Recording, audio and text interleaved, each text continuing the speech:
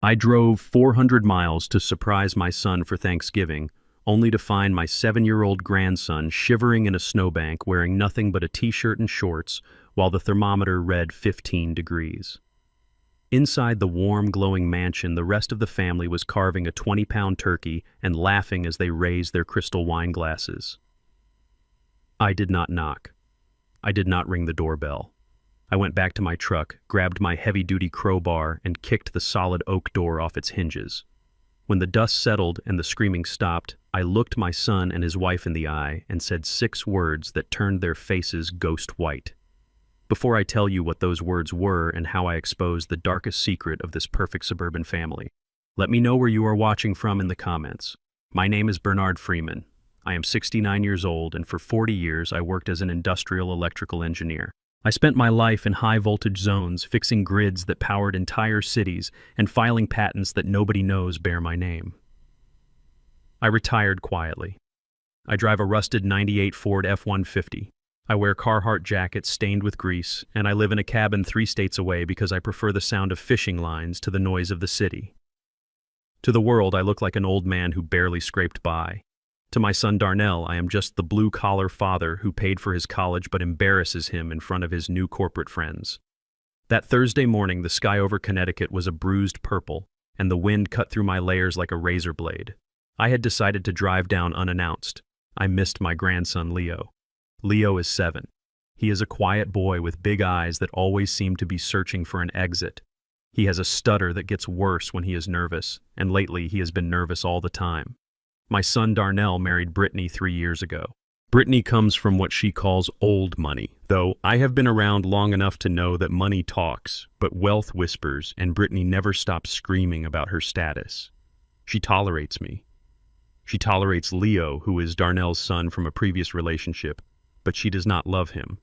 I suspected she was cold, but I never imagined she was a monster. I pulled my truck up the long, winding driveway of the colonial-style house in the gated community. It is a beautiful house. $1.5 million of brick and stone. I parked behind a line of luxury SUVs that belonged to Brittany's parents, the Harringtons. I checked the temperature on my dashboard. 15 degrees Fahrenheit. With the wind chill, it felt like 0. I grabbed the pecan pie I had baked from scratch sitting on the passenger seat and opened the door. The cold hit me instantly. It was the kind of cold that hurts your lungs. As I walked up the path lined with perfectly trimmed cedar bushes, I saw something that made my heart stop beating in my chest. To the left of the porch, tucked behind a decorative statue of a pilgrim, there was a small shape curled into a ball. At first I thought it was a dog. Then I saw the skin. It was pale blue. I dropped the pie. The glass dish shattered on the frozen pavement. I ran through the snow, my bad hip screaming in protest, but I did not care. I fell to my knees in the snow. It was Leo. My grandson was sitting directly on the ice, hugging his knees to his chest. He was wearing a thin graphic t-shirt and gym shorts. No coat, no hat, no shoes. His feet were buried in the snow, and they were the color of plums. Leo. I gasped, pulling him into my arms. He was shaking so violently his teeth were clicking together like hail on a tin roof. He looked at me and his eyes were wide with terror, not relief. "Grandpa," he stuttered, his voice barely a whisper. Don't tell." Mom Brittany said I have to sit in the timeout corner. I broke a plate. Timeout. She called this a timeout. This was not discipline. This was attempted murder. I touched his cheek and it felt like marble. He had been out here for a long time. Too long. I did not say a word. I scooped him up. He weighed nothing. He felt fragile like a bird that had fallen from a nest. I ran back to my truck. I threw the door open and placed him on the passenger seat. I cranked the engine and blasted the heater to the maximum setting. I ripped off my heavy work jacket and wrapped it around him, then took the wool blanket I keep behind the seat and wrapped that around him too. "Stay here, Leo," I said, my voice trembling with a rage I had not felt since I fought in the desert 40 years ago. "Do not move. Get warm." But Grandpa Leo cried, grabbing my wrist with his frozen fingers. "If I go inside before the timer rings, she will take my iPad. She will tell Dad I am bad." I looked at my grandson. He was worried about an iPad while hypothermia was setting in. I looked at his back as I adjusted the blanket and I saw the flinch. He was terrified, not of the cold, but of the woman inside that house. "I am going to handle this, Leo," I said. "Lock the door." I slammed the truck door and turned toward the house. Through the large bay window of the dining room I could see them. The golden light of the chandelier spilled out onto the snow. It looked like a Norman Rockwell painting. Darnell was at the head of the table wearing a cashmere sweater holding a carving knife over a massive golden turkey. Brittany was next to him, laughing, her head thrown back, a glass of white wine in her hand. Her parents, the Harringtons, were passing rolls and looking smug. They were warm, they were full, they were safe. And less than 30 feet away, a 7-year-old boy was freezing to death because he broke a ceramic plate. I stood there in the snow for a moment, just watching them. I remembered my own childhood in the projects of Chicago. I remembered nights when the heat got cut off because my father couldn't pay the bill. I remembered huddled under 3 quilts with my brothers, seeing our breath in the air. I swore on my mother's grave that if I ever made it out, no one in my bloodline would ever know that cold again. I worked double shifts for 20 years. I climbed utility poles in ice storms. I built a fortune silently so my son could have this life. And this is what he did with it. He sat eating turkey while his son froze. The rage did not come as fire. It came as ice. It settled in my stomach, heavy and cold. I walked back to the bed of my truck.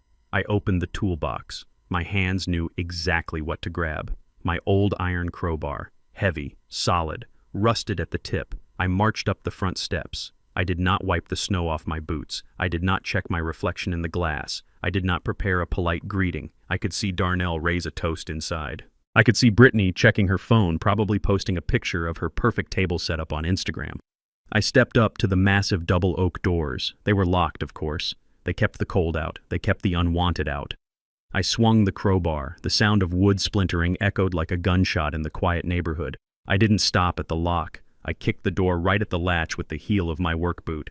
The frame gave way. The door swung open violently, banging against the interior wall with a crash that shook the house.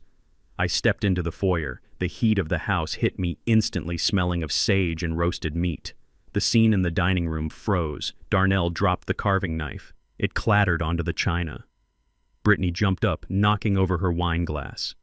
Red wine spilled across the white tablecloth like a blood stain. Her mother gasped, clutching her pearls. Her father stood up, his napkin falling to the floor. They stared at me. A large black man in a dirty flannel shirt, snow melting on his shoulders, holding a crowbar, breathing hard. Dad Darnell stammered, his voice pitching high. "What are you doing? You broke the door. Are you crazy?" Brittany recovered from her shock first, her face twisted into a snarl. She did not look toward the window to check on Leo. She did not ask where the boy was. She looked at the door frame. "You lunatic," she screamed, pointing a manicured finger at me. "Do you know how much that custom door cost? You are paying for that. Get out. Get out of my house before I call the police." She stepped toward me, fearless in her arrogance. She was used to people obeying her. She was used to Darnell folding like a cheap suit every time she raised her voice. But I was not Darnell. I looked at my son. He was looking at the floor, avoiding my eyes. He knew. Deep down, he knew. He knew Leo was outside.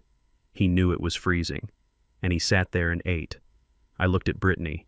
She was standing there in her designer dress, worried about wood and varnish, while a child was turning blue in my truck. I gripped the crowbar tighter. My knuckles were white. The silence in the room was heavy, thick with the smell of food and the stench of their hypocrisy. I took one step forward into the dining room. My boots left muddy slush on the Persian rug.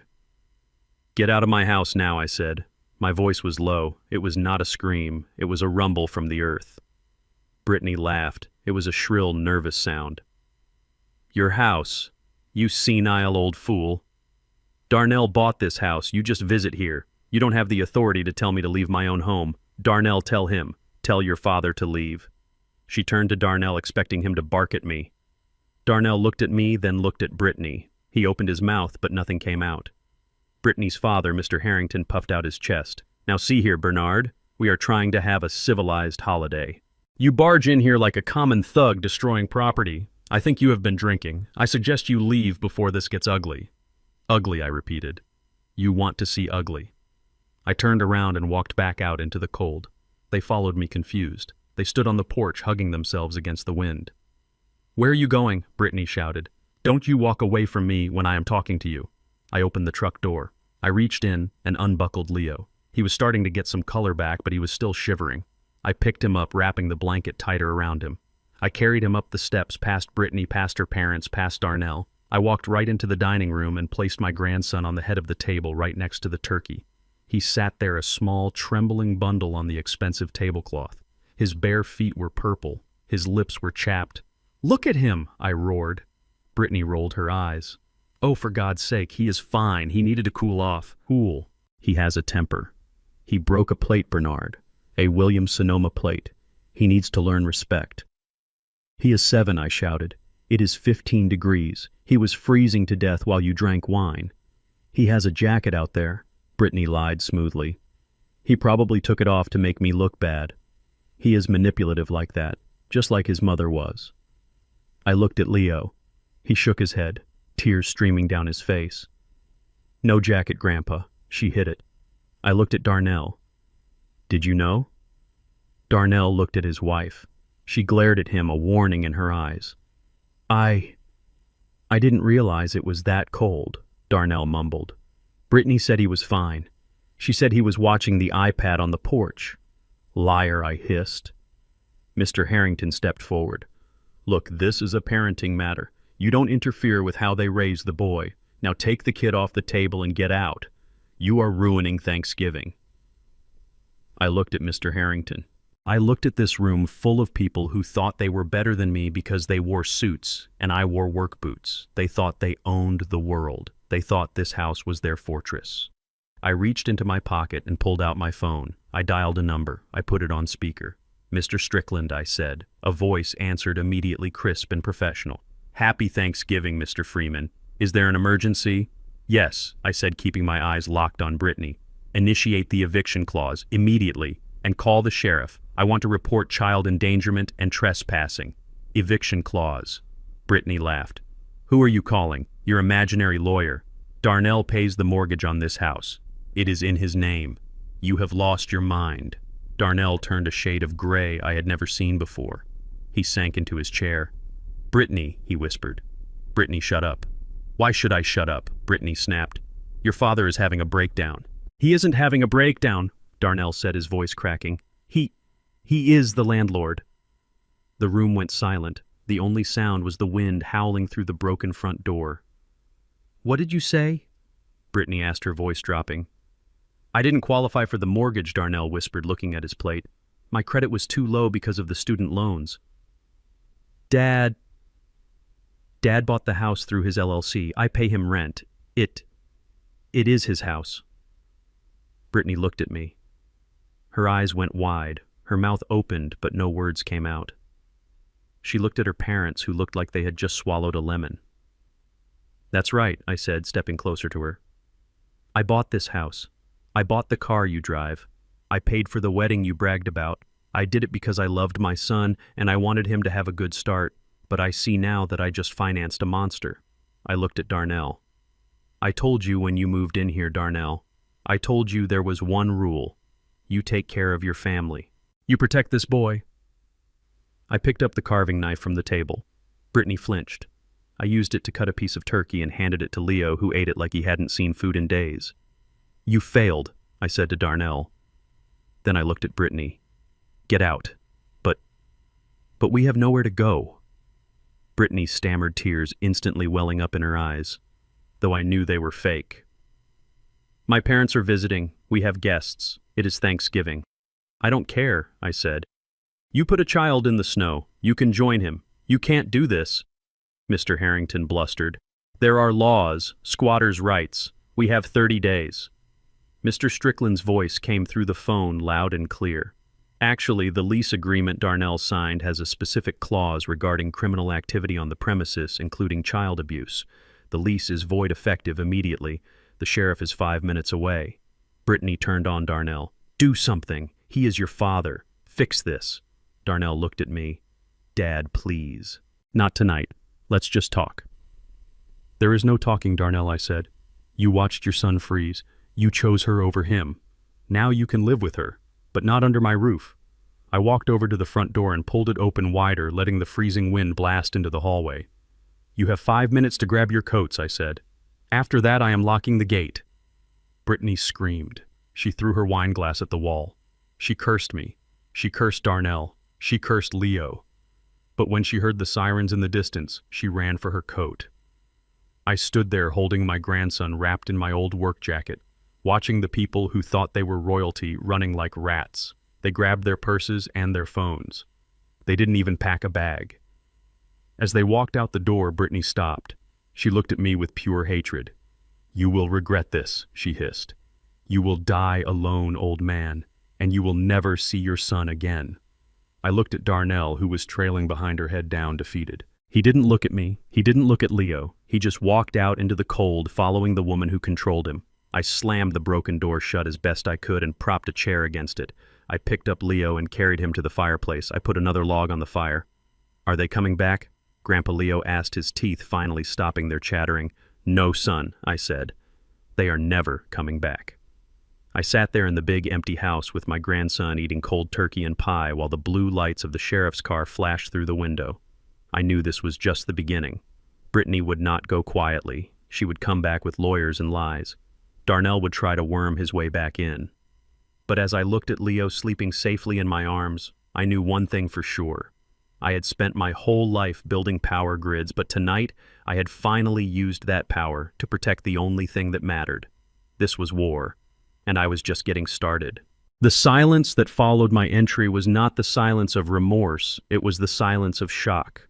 The wind howled through the broken doorframe, carrying snow into the foyer, but Brittany did not look at the child shivering on her chair. She did not rush to hold him. She did not call for a blanket. Instead, she walked right past Leo and fell to her knees in front of the splintered wood of the door jamb. She ran her manicured fingers over the jagged edge where the lock used to be, her face twisted into a mask of pure, ugly vanity. "You savage," she screamed, turning her head to look at me with eyes that held no soul. "Do you have any idea what you have done? This is custom mahogany. We had this imported. It cost $4,000. You come in here like some wild animal and destroy my home." She stood up and marched toward me, her heels clicking sharply on the hardwood.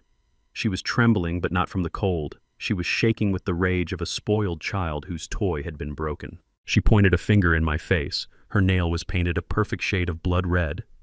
"Look at this mess," she shrieked, gesturing to the snow melting off my boots onto her Persian rug. "You are ruining everything."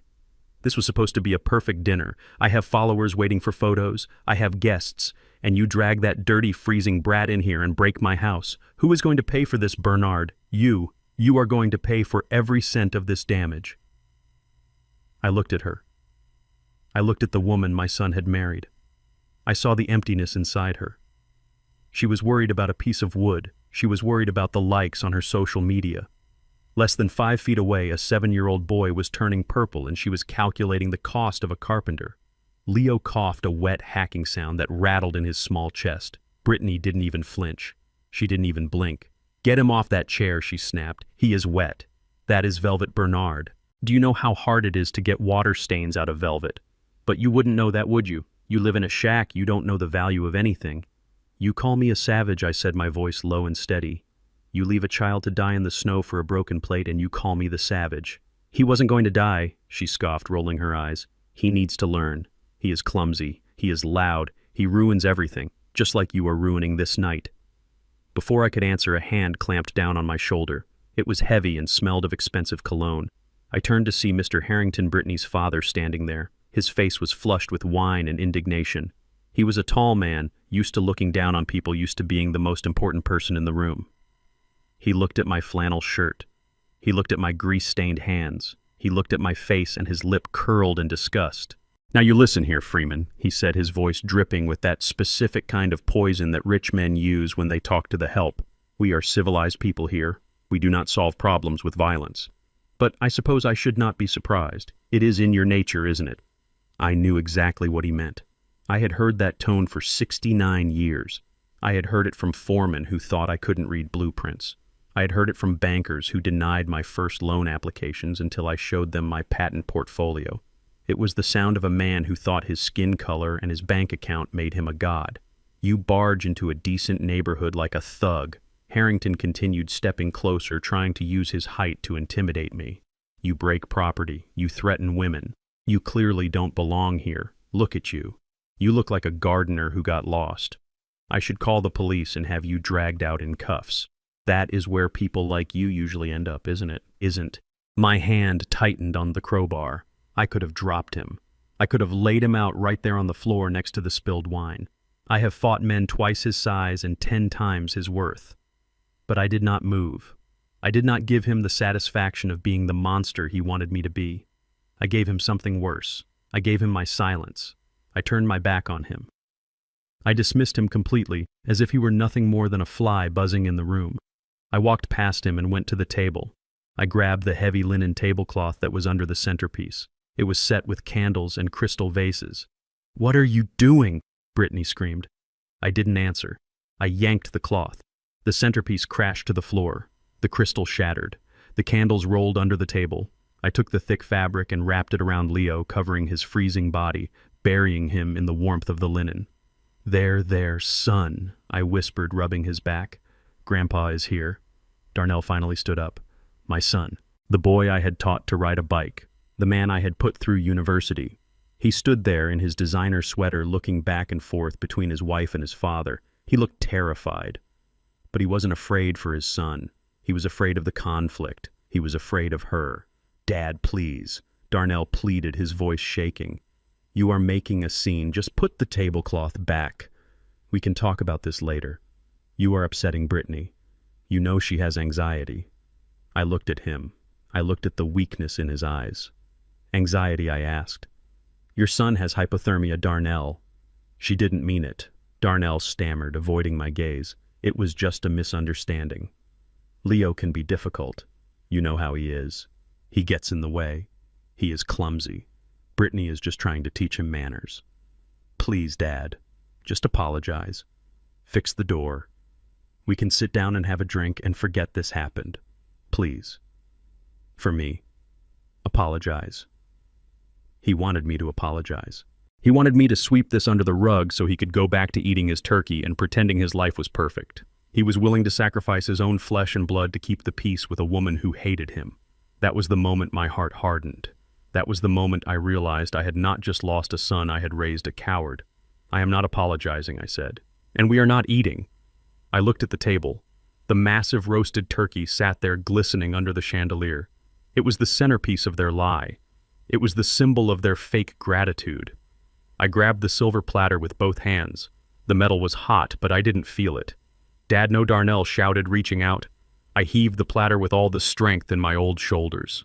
The 20-pound bird flew across the room. It hit the silk wallpaper with a sickening thud. Grease and stuffing exploded everywhere. The carcass slid down the wall, leaving a trail of oil and herbs before landing on the pristine white carpet. The room went dead silent. "You animal," Brittany shrieked. Her face turned purple. She lost all control. The mask of the sophisticated hostess fell away completely. She lunged at me. She raised her hand high, her fingers curled into claws, aiming for my face. I didn't flinch. I caught her wrist in midair. My grip was like iron. Years of pulling cable and turning wrenches had made my hands strong. I held her there, her arm suspended her face inches from mine. "Let go of me!" she screamed, struggling against my grip. "You filthy old man! You touch me!" I said, my voice a low growl, "and I will defend myself." She stopped struggling. She looked at me with pure venom. She looked at Leo, who was watching us with wide, terrified eyes. "Why do you care so much?" She spat the words at me. "Why do you care about that retard? He isn't even yours." The words hung in the air. "Poisonous. Irreversible." Darnell gasped. "Brittany, stop." "I won't stop," she yelled, turning on Darnell. "I am tired of pretending." "Look at him, Darnell. He is useless. He can't talk right. He is slow. And he isn't even mine. He is the baggage you brought into this marriage from that whore you dated in college." I tried, Darnell. I tried to be nice. But I am done. I am pregnant with our real child now. A child who will be perfect. I don't want this mistake living in my house anymore. She looked back at me, her eyes gleaming with triumph. "You heard me, old man. He is a stepchild. He is nothing to me. I don't have to love him. I don't have to feed him. And I certainly don't have to let him ruin my holidays." I let go of her wrist. She stumbled back, rubbing her arm. I looked at Darnell. He was pale. He looked like he was going to be sick. He knew this. He knew she felt this way. And he stayed. He let her treat his son like garbage because he was too weak to leave. "You are right, Brittany," I said. I pulled a handkerchief from my pocket and wiped my hands as if I had touched something dirty. "You don't have to let him live in your house." I looked around the room. I looked at the ruined dinner. I looked at the broken door. I looked at the Harrington parents standing there with their mouths open, clutching their pearls and their wine glasses. "Because this isn't your house." Brittany laughed. It was a sharp, hysterical sound. "Oh, we are back to this again. The senile delusions." "Darnell, tell him. Show him the deed. Show him whose name is on the mail. This is my house. I decorated it. I chose the curtains. I chose the rugs. It is mine, and I am ordering you to leave." She pulled her phone from her pocket. "I am calling the police," she threatened. "I am going to have you arrested for assault and destruction of property. You will rot in a cell tonight, Bernard." "Go ahead," I said. "Call them." I reached into my own pocket. My phone felt heavy and cool in my hand. I unlocked the screen. I scrolled down to the contacts. I didn't have many. I didn't need many. But the one I needed was right at the top. Strickland Law. Mr. Strickland was not a nice man. He was a shark. He was the kind of lawyer you hired when you wanted to burn the earth and salt the ground. I had kept him on retainer for 20 years for my business dealings. He handled my patents, he handled my real estate, and he handled the blind trust that owned this very house. I pressed the call button. I put it on speakerphone. The phone rang once, twice. Freeman Strickland's voice barked. "It is Thanksgiving. This better be good." "It is better than good," I said, looking straight into Brittany's eyes. "It is an eviction." I watched the color drain from her face. She lowered her phone. She looked at Darnell. Darnell looked at the floor. "What are you talking about?" she whispered. I smiled. But it wasn't a happy smile. It was the smile of the executioner. "Execute the clause, Strickland," I said. "The morality clause. The abuse clause. I want them out. Tonight." "Consider it done," Strickland said. "I am sending the sheriff over with the paperwork now." I hung up the phone. The room was silent except for the wind whistling through the broken door. The party was over. The turkey was on the floor, and the reckoning had just begun. "You think I am bluffing?" Brittany sneered, her voice dripping with the kind of confidence only ignorance can provide. She stepped closer to me, her expensive heels crunching on the broken glass of the centerpiece I had pulled to the floor. "Darnell, show him. Go to the safe and get the papers. Show this old fool that his name isn't on anything except the rust bucket truck outside." I looked at my son. Darnell was sitting at the dining table with his head in his hands. He looked small. He looked like the boy who used to hide behind my legs when thunder shook our apartment in Chicago. But he wasn't a boy anymore. He was a 35-year-old man who had built his entire life on a foundation of lies and wet sand. "Darnell," Brittany barked, snapping her fingers at him like he was a disobedient dog. "Did you hear me? Get the deed. Humiliate him so he leaves." Darnell didn't move. His shoulders shook. A sound escaped his throat, a whimpering noise that embarrassed me to my core. I took a step toward him. The crowbar was still in my right hand, heavy and cold. I didn't raise it. I didn't have to. My presence was enough. "Tell them, Darnell," I said, my voice low and rumbling like a generator coming online. "Tell your wife the truth.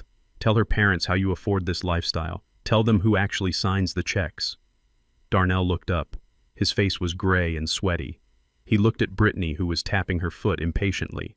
He looked at Mr. and Mrs. Harrington, who were watching him with narrow, suspicious eyes. I can't get the deed," Darnell whispered. Brittany threw her hands in the air. "Why not? Did you lose the combination to the safe again? God, Darnell, you are useless." "I don't have the deed because I don't own the house," Darnell blurted out. The words hung in the cold air of the dining room. The silence that followed was heavy and suffocating. Brittany stopped tapping her foot, her mouth opened slightly. She looked at Darnell, then at the walls of the mansion she had spent 3 years decorating, then back at Darnell. "What did you say?" she asked, her voice dangerously quiet. "I rent it," Darnell said, tears finally spilling onto his cheeks. "I rent it from Freeman Holdings, LLC. "And who owns Freeman Holdings, LLC? I asked, stepping closer. "You do, Dad." Darnell sobbed. "You own it. You own everything." Brittany staggered back as if I had slapped her. She grabbed the back of a chair to steady herself. Her face went from red to a ghostly pale. She looked at her parents. Mr. Harrington looked like he was having a stroke. His face was purple. His mouth worked silently like a fish on a dock. "You lied to me," Brittany whispered. "You told me you were a partner.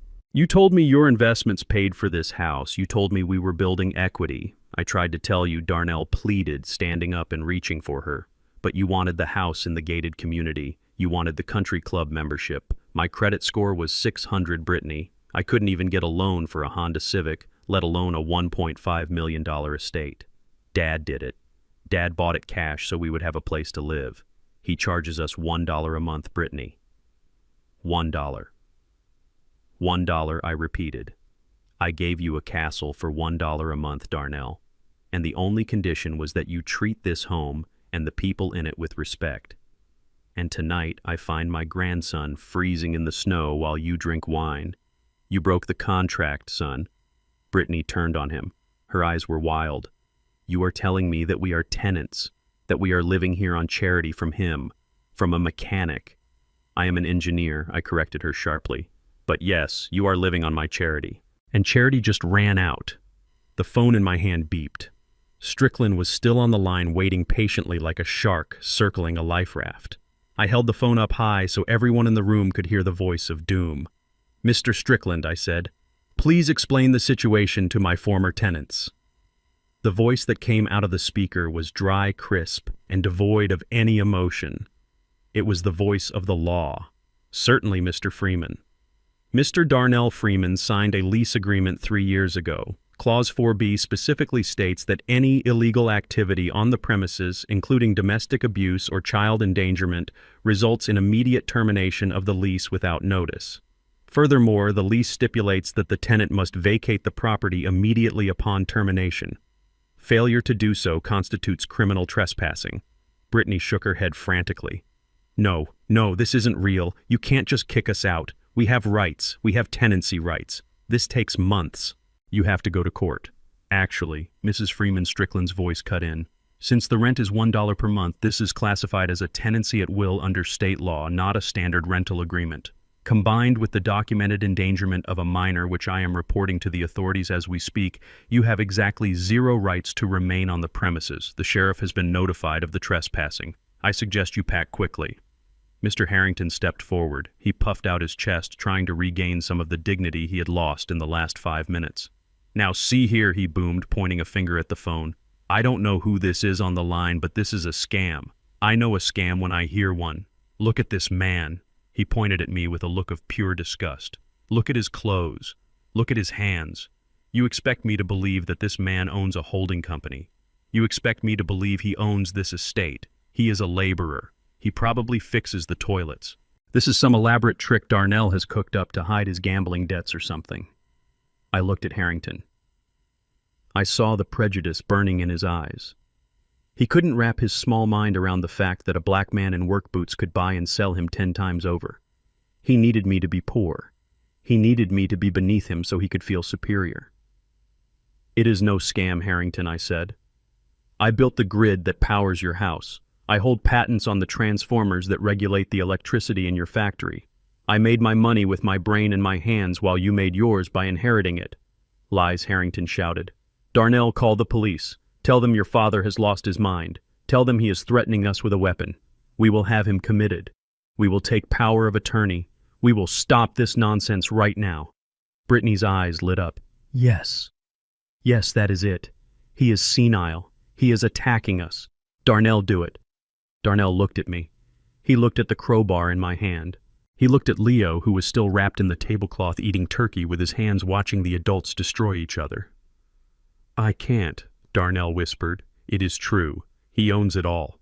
"You are pathetic," Harrington spat at Darnell. "You are a liar and a coward. I knew we should never have let Brittany marry you. I knew you were not one of us." "One of us," I laughed, a bitter, hard sound. "You mean decent people, because from where I am standing, you are the ones who let a child freeze. You are the ones who judge a man by his coat. You are not elite Harrington. You are just expensive trash." The sound of sirens cut through the night air. Blue and red lights flashed against the snow outside the bay window, illuminating the wreckage of the dining room. Finally, Brittany smiled. It was a cold, twisted smile. "I didn't need Darnell," she hissed. "I called them 10 minutes ago. When you broke the door, I told them there was an intruder. A violent intruder with a weapon." She looked at the crowbar in my hand. "I told them you were threatening to kill us." I looked out the window. 2 squad cars had screeched to a halt in the driveway. 4 officers were getting out. They had their guns drawn. They were moving fast, tactical, and aggressive. They saw a broken door. They saw a black man with a weapon inside a mansion in a white neighborhood. I knew exactly how this looked. I knew exactly how dangerous this was. I had lived 69 years in this country. I knew the statistics. "Put the crowbar down." Bernard Strickland's voice came from the phone, urgent now. "Put it down and put your hands up. Do not give them a reason." I looked at Leo. He had stopped eating. He looked terrified. "It is okay, son," I said softly. "Grandpa is just going to talk to the nice officers." I slowly bent down and placed the heavy iron bar on the rug. I stood up and raised my hands in the air. Brittany started screaming the moment the officers reached the porch. "Help us! He is crazy. He has a weapon. He hit my husband. He hit my child." She was lying. She was weaving a narrative that could get me killed. She grabbed Leo and pulled him roughly into her arms, pinching him so he would cry. "Save us," she shrieked. The officers rushed through the broken door. Their flashlights blinded me. Their voices were shouting overlapping commands. "Get on the ground!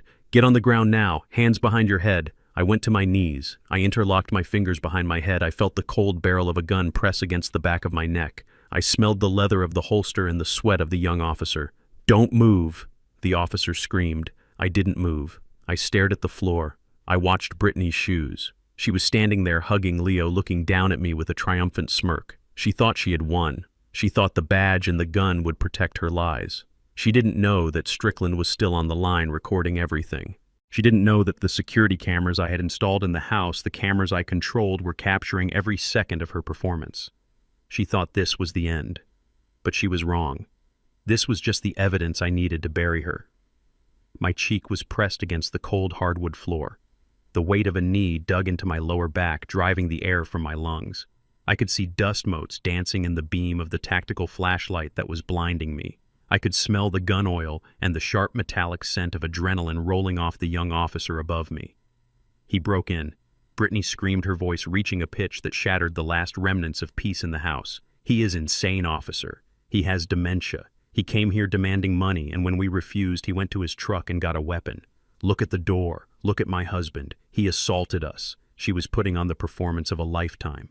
She stood near the fireplace, clutching Leo so tight his knuckles were white. She had positioned herself perfectly under the warm glow of the recessed lighting, the grieving, terrified mother protecting her young from the violent intruder.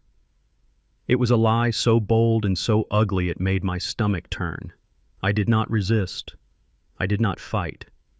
I knew that any sudden movement, any twitch of a muscle, could end my life right there on my son's expensive rug. I lay still, my hands interlocked behind my head, listening to the click of the handcuffs tightening around my wrists. The metal bit into my skin, cold and unforgiving. "Get him up," the officer on my back barked. They hauled me to my feet. My bad hip screamed in protest, but I bit my tongue. I stood there humiliated in front of my son, who was still sitting at the table, head in his hands, too cowardly to look at me. Too cowardly to tell the truth. "He threatened to kill us." Brittany continued, her eyes wild with fake tears. "He said he was going to burn the house down. Thank God you arrived. He is dangerous. He needs to be locked up." Leo suddenly twisted in her grip. He was small and weak from the hypothermia, but fear gave him a burst of strength. He saw me in handcuffs. He saw the men with guns pushing his grandfather. "Grandpa," he cried out, his voice cracking. "No, don't hurt him." Brittany tried to shush him, clamping a hand over his mouth, but he bit her. She yelped and let go. Leo scrambled away from her. He tried to run toward me, his bare purple feet slapping against the wood floor. He took 2 steps, then his legs gave out. He didn't make a sound when he fell. He just crumpled like a puppet whose strings had been cut. He hit the floor hard. "Leo!" I shouted, struggling against the officer holding my arm. The room froze. For a second, nobody moved. The little boy lay there on the rug, shivering violently, his skin a terrifying shade of gray against the dark wood. "Officer," I said, my voice steady and hard, cutting through the chaos. "Forget about me. Look at the boy." One of the officers, a woman with a sharp face and observant eyes, holstered her weapon. She stepped past me. She knelt beside Leo. She touched his forehead and recoiled. "He is freezing," she said, looking up at her partner. "He is ice cold." She reached for the tablecloth I had wrapped him in, trying to adjust it. As she moved the fabric, the oversized t-shirt Leo was wearing rode up his back. I saw her eyes widen. I saw her breath catch. Brittany rushed forward, trying to block the view. "He is fine," she said quickly, her voice rising in panic. "He just has the flu. He is clumsy.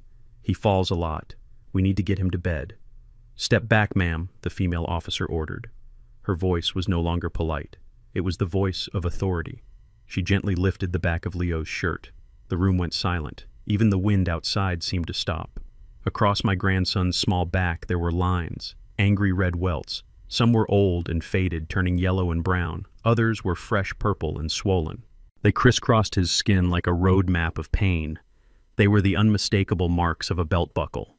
I closed my eyes. I had suspected. I had feared. But seeing the physical proof of my failure to protect him broke something inside me that could never be fixed. The female officer stood up slowly. She turned to look at Brittany. Her hand rested instinctively on her belt, not on her gun, but near it. The look on her face had changed completely. The suspicion was gone. The hostility toward me was gone. In its place was a cold, professional rage. "Did you do this?" she asked, pointing at the child on the floor. Brittany sputtered. "No, of course not. He plays rough. He climbs trees. He gets into fights at school. He is a difficult child. You don't understand." The officer looked at Darnell. Darnell was weeping silently, tears dripping off his nose onto his cashmere sweater. He didn't say a word. He didn't defend his wife. He didn't defend his son. He just cried. Leo stirred. "Leo." He pushed himself up on shaking arms. He looked at the female officer. He looked at Brittany. Then he looked at me. "Grandpa," he whispered, "I didn't mean to break the plate. I am sorry." The female officer knelt back down. She softened her face. She spoke to him like he was her own child. "Hey, buddy," she said softly. "It is okay. You are not in trouble. Can you tell me how you got those marks on your back?" Leo looked at Brittany. Brittany glared at him, her eyes promising retribution, promising pain. Leo flinched. He looked back at the officer. "Mom." "Brittany," he stuttered. She gets mad when I mess up her videos. She says I have to learn. She uses the belt." The officer nodded slowly. "And why were you so cold, buddy?" "She put me in the timeout corner," Leo said, a tear sliding down his frozen cheek. "Outside, by the bush. She said I had to think about what I did. She said if I came in, she would send me away." The female officer stood up again. She looked at her partner. The male officer, who was still holding my arm, loosened his grip. I felt the tension leave his body, replaced by the same disgust I felt. "Uncuff him," the female officer said. But the male officer started to protest. "Uncuff him. Right now," she repeated, her voice like a whip. "We have the wrong suspect." The metal clicks of the handcuffs unlocking were the sweetest sound I had ever heard. I rubbed my wrists. I didn't look at the officers. I walked straight to Leo. I picked him up. I sat on the floor with him, holding him against my chest, rocking him back and forth. "You are safe now, Leo," I whispered into his hair. "I promise you are safe." The officers turned on Brittany and Darnell. The atmosphere in the room had shifted so violently it felt like the air pressure had dropped. They were no longer standing in a mansion talking to the homeowners. They were standing in a crime scene talking to perpetrators. "Ma'am, sir," the male officer said, his hand hovering near his radio. "We are going to need you to step away from the child. We are calling Child Protective Services immediately. This is now an investigation into aggravated child abuse and endangerment." Brittany's face went from pale to red. The mask of the victim crumbled and the monster underneath snarled. "You can't do this," she screamed. "Do you know who my father is? Do you know who we are? This is my house. That brat is a liar. He is lying to get attention. Stop talking," the officer warned. "Anything you say can be used against you." Brittany spun around and grabbed Darnell by the lapels of his sweater. She shook him violently. "Fix this," she hissed, her voice dripping with venom. "Fix this, Darnell. If CPS gets involved, if this gets out, your career is over. You will be fired. We will lose everything. Tell them. Tell them the kid is a liar. Tell them he did it to himself." She wasn't worried about jail. She wasn't worried about Leo. She was worried about the reputation. She was worried about the money. Darnell looked at her. He looked at her hands clutching his expensive sweater. He looked at her face twisted in hate. For a second I thought he might finally find his spine. I thought he might finally be a man, but he just looked down. "Officer," he mumbled, "my wife is right. The boy, he has problems. He makes things up." I closed my eyes and held Leo tighter. My son had made his choice. He had chosen the lie. He had chosen the darkness, and in doing so, he had sealed his fate. The female officer looked at Darnell with pure contempt. "Sir," she said, "we have eyes. We can see the injuries, and we can see the temperature outside. You can save your stories for the judge." She keyed her radio. "Dispatch, this is Unit 4. We have a code 1056. Severe physical abuse of a minor. Requesting EMS and a CPS caseworker to my location immediately." Brittany backed away. She looked at me sitting on the floor with Leo. Her eyes narrowed. "You did this," she whispered. "You ruined my life." "No, Brittany," I said, my voice calm and cold. "You ruined it yourself. I just turned on the lights." The officer stepped outside to the porch to radio for the social worker, giving the room a moment of suffocating silence.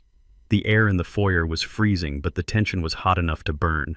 I stood between my son and his wife like a wall of concrete. Darnell was wiping his face with a napkin, his hands trembling so hard he could barely hold the paper. He looked broken. He looked like a man who had been hollowed out from the inside. "Darnell," I said, my voice low and rough, "look at me." He slowly lifted his head.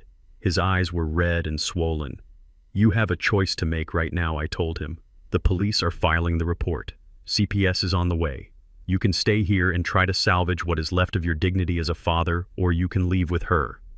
I pointed the tip of the crowbar at Brittany, who was leaning against the wall. Her arms crossed her face, a mask of defiance. "If you stay," I continued, "I will do everything in my power to help you fight for Leo. I will get you the best lawyers. We will fix this. But if you walk out that door with her, Darnell, you are dead to me. You are no longer my son. You are just an accessory to her crimes." Darnell looked at Leo, who was sitting by the fire wrapped in the tablecloth, watching us with wide, fearful eyes. Then he looked at Brittany. Brittany did not look scared anymore. She looked calculating. She stepped forward and placed a hand on Darnell's arm. Her touch was possessive. It was a claim of ownership. "He is not staying here with you," she spat. "He is my husband. He loves me, and he knows what is at stake." I ignored her. I kept my eyes locked on my son. "Choose Darnell," I demanded. "Your blood or your poison?" Darnell closed his eyes. He took a deep breath that sounded like a rattle in his chest. "Dad," he whispered, "I can't stay." My heart shattered. It didn't break. It turned to dust. Why, I asked, the word escaping me like a gasp of pain. "She beat your son. She left him to freeze. Why would you choose her?" "Because she is pregnant," Darnell said. The world stopped spinning. The cold wind blowing through the door seemed to freeze time itself. I stared at Darnell, trying to process the words. "She is what I asked." "She is pregnant," Brittany interrupted, stepping in front of Darnell, shielding him from me. "I am 3 months along. We are having a baby that needs a father, a baby that needs a home."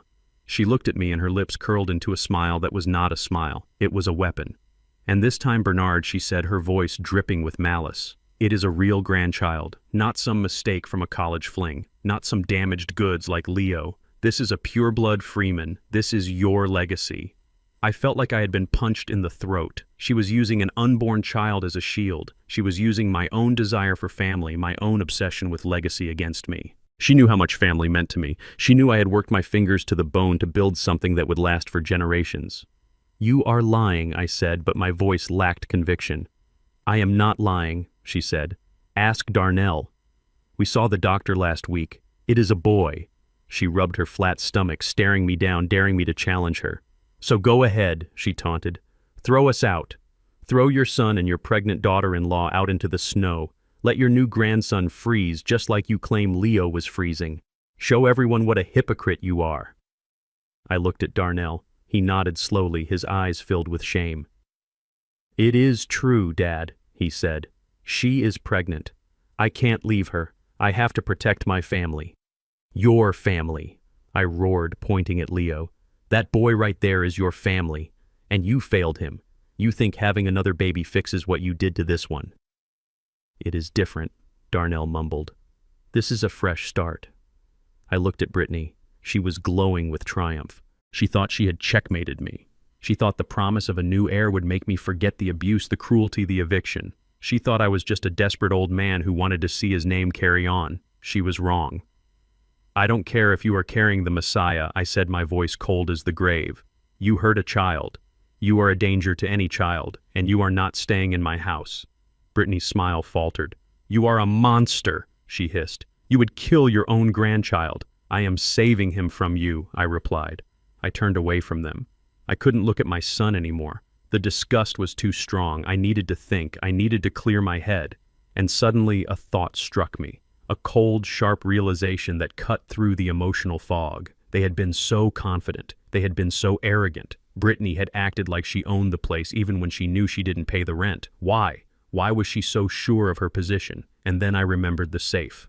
My office was down the hall past the kitchen.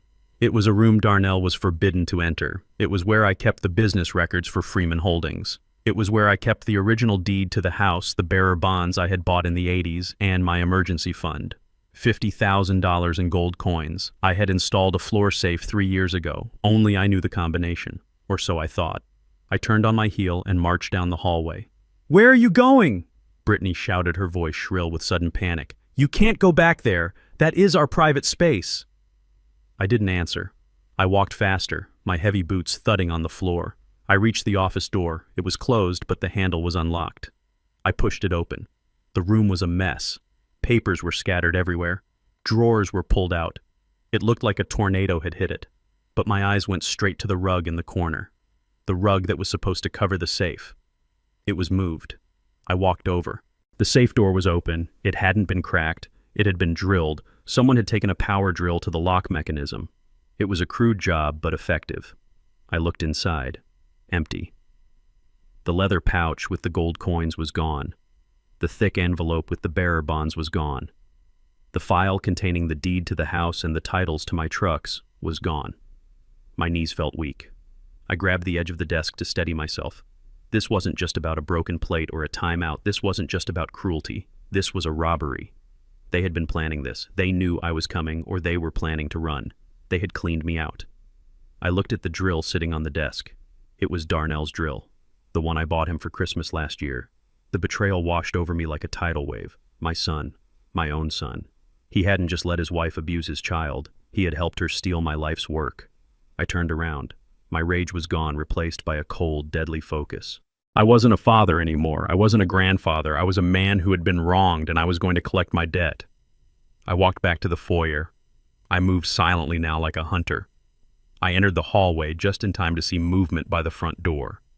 Mr. and Mrs. Harrington Brittany's parents were trying to leave. They had put on their heavy fur coats. They were moving quickly, trying to slip out before the police came back inside before I noticed. They were each carrying 2 large Louis Vuitton duffel bags, bags that looked very heavy, bags that clinked when they moved. "Going somewhere?" I asked. Mr. Harrington jumped. He almost dropped the bag. He spun around, his face pale and sweaty. We are leaving," he stammered. "We don't want to be part of this family drama. We are going to a hotel." I looked at the bags. I looked at the strain in Mrs. Harrington's arms as she clutched the straps. "Those look heavy," I said, stepping between them and the door for an overnight trip. "They are just clothes," Mrs. Harrington squeaked, clutching her bag tighter. "Just our things. Let us pass." I raised the crowbar. I slammed it horizontally across the door frame, blocking their path with a solid bar of iron. "I don't think so," I said. "Get out of my way, Bernard," Mr. Harrington blustered, trying to summon his earlier arrogance. "You can't hold us here. This is kidnapping." "It is a citizen's arrest," I corrected him, "because I think you have something of mine in those bags." "Don't be ridiculous," Harrington spat. "We are wealthy people. We don't need your trash." "Then open the bag," I said. I took a step forward. The crowbar was leveled at his chest. "Open the bag. Harrington or I will open it for you. And I won't use a zipper." Brittany and Darnell came running into the foyer. "Mom, Dad, just go run," Brittany screamed. But they couldn't run. I was the wall. I was the gatekeeper. Mr. Harrington looked at Brittany. He looked at the crowbar. He looked at the police lights flashing outside. He realized he was trapped. He dropped the bag. It hit the floor with a heavy metallic thud that no pile of clothes would ever make. The zipper burst open from the impact, and there, spilling out onto the wet floor, were gold coins. My gold coins. Dozens of them rolling across the hardwood, glinting in the light. And mixed in with the gold were thick bundles of bearer bonds. The silence that fell over the room was absolute. I looked at Darnell. He covered his face with his hands. I looked at Brittany. She looked like a cornered rat. I looked at the Harringtons, the wealthy elites who looked down on my work boots. They were nothing but common thieves. Well, well, well, I said, my voice calm and terrible. It looks like the turkey wasn't the only thing getting carved up tonight. I looked at the officers who were walking back up the porch steps, drawn by the noise. Officers, I shouted without taking my eyes off the thieves. You better bring some more handcuffs. We have a felony in progress. You think you can just take my property? I said, standing over the gold coins. Harrington's eyes shifted. He wasn't looking at the gold anymore. He was looking at his wife, who was clutching her handbag against her chest like it contained the crown jewels. He knew I had seen her. He knew I was coming for that bag too. Don't you dare touch her, Harrington shouted. He lunged at me. He was a big man, tall and heavy with the weight of too many steak dinners. He saw an old man with a cane and a limp. He saw a target he could break. He threw a clumsy punch, aiming for my jaw, thinking my 69-year-old bones would shatter like glass. He forgot one thing. I spent 40 years hauling copper wire up utility poles in blizzards. I spent my youth in the south side of Chicago, where you learned to fight or you didn't come home. I didn't step back. I stepped in. I dropped the crowbar and caught his wrist with my left hand, twisting it outward while I drove my shoulder into his chest. It was a move I hadn't used since a bar fight in 1978, but my muscle memory didn't fail me. Harrington grunted as the air left his lungs. I swept his leg with my good foot. He went down hard, hitting the floor with a thud that shook the chandelier. He groaned, trying to get up, but I placed my heavy work boot squarely on his chest, pinning him to the ground. "Stay down," I growled, "unless you want me to finish what gravity started." Mrs. Harrington screamed. She tried to run toward the door, her heels slipping on the wet floor. She was fast for a woman burdened by fur and guilt. But I was faster. I reached out and grabbed the strap of her designer handbag. "Let go!" she shrieked, clawing at my hand. "It is private property." "Nothing in this house is private anymore," I said. I yanked the bag. The strap broke. The bag flew from her hands and hit the wall upside down. It didn't make the heavy clink of gold, it made the soft flutter of paper. Dozens of documents spilled out, sliding across the floor to stop right next to Darnell's feet. Darnell looked down. He saw the letterhead. He saw his own signature. "What is this?" Darnell whispered, picking up a thick stack of papers stapled together. "Read it." I ordered him, keeping my boot on Harrington's chest. "Read what your new family has been carrying around." Darnell's eyes scanned the pages. His hands started to shake violently. This is a lien," he stammered. "A second mortgage application. On the house. But I signed papers for a business loan. For Harrington Imports. Look closer, son," I said, my voice heavy with pity and rage. I watched as Darnell flipped the page. I watched as the color drained from his face, leaving him looking like a corpse. "Bankruptcy filings," Darnell read, his voice barely audible. "Foreclosure notices. $700,000 in debt." He looked up at Mrs. Harrington. She wasn't screaming anymore. She was looking at the floor, her face twisted in shame and anger. "You are broke," Darnell whispered. "You told me you were expanding. You told me you needed my credit line for a temporary bridge loan because your assets were tied up in overseas accounts. You said you were billionaires. We are temporarily illiquid," Mrs. Harrington snapped, straightening her coat. The market turned. "We just needed a little help. We were going to pay it back. With what I barked. With my house.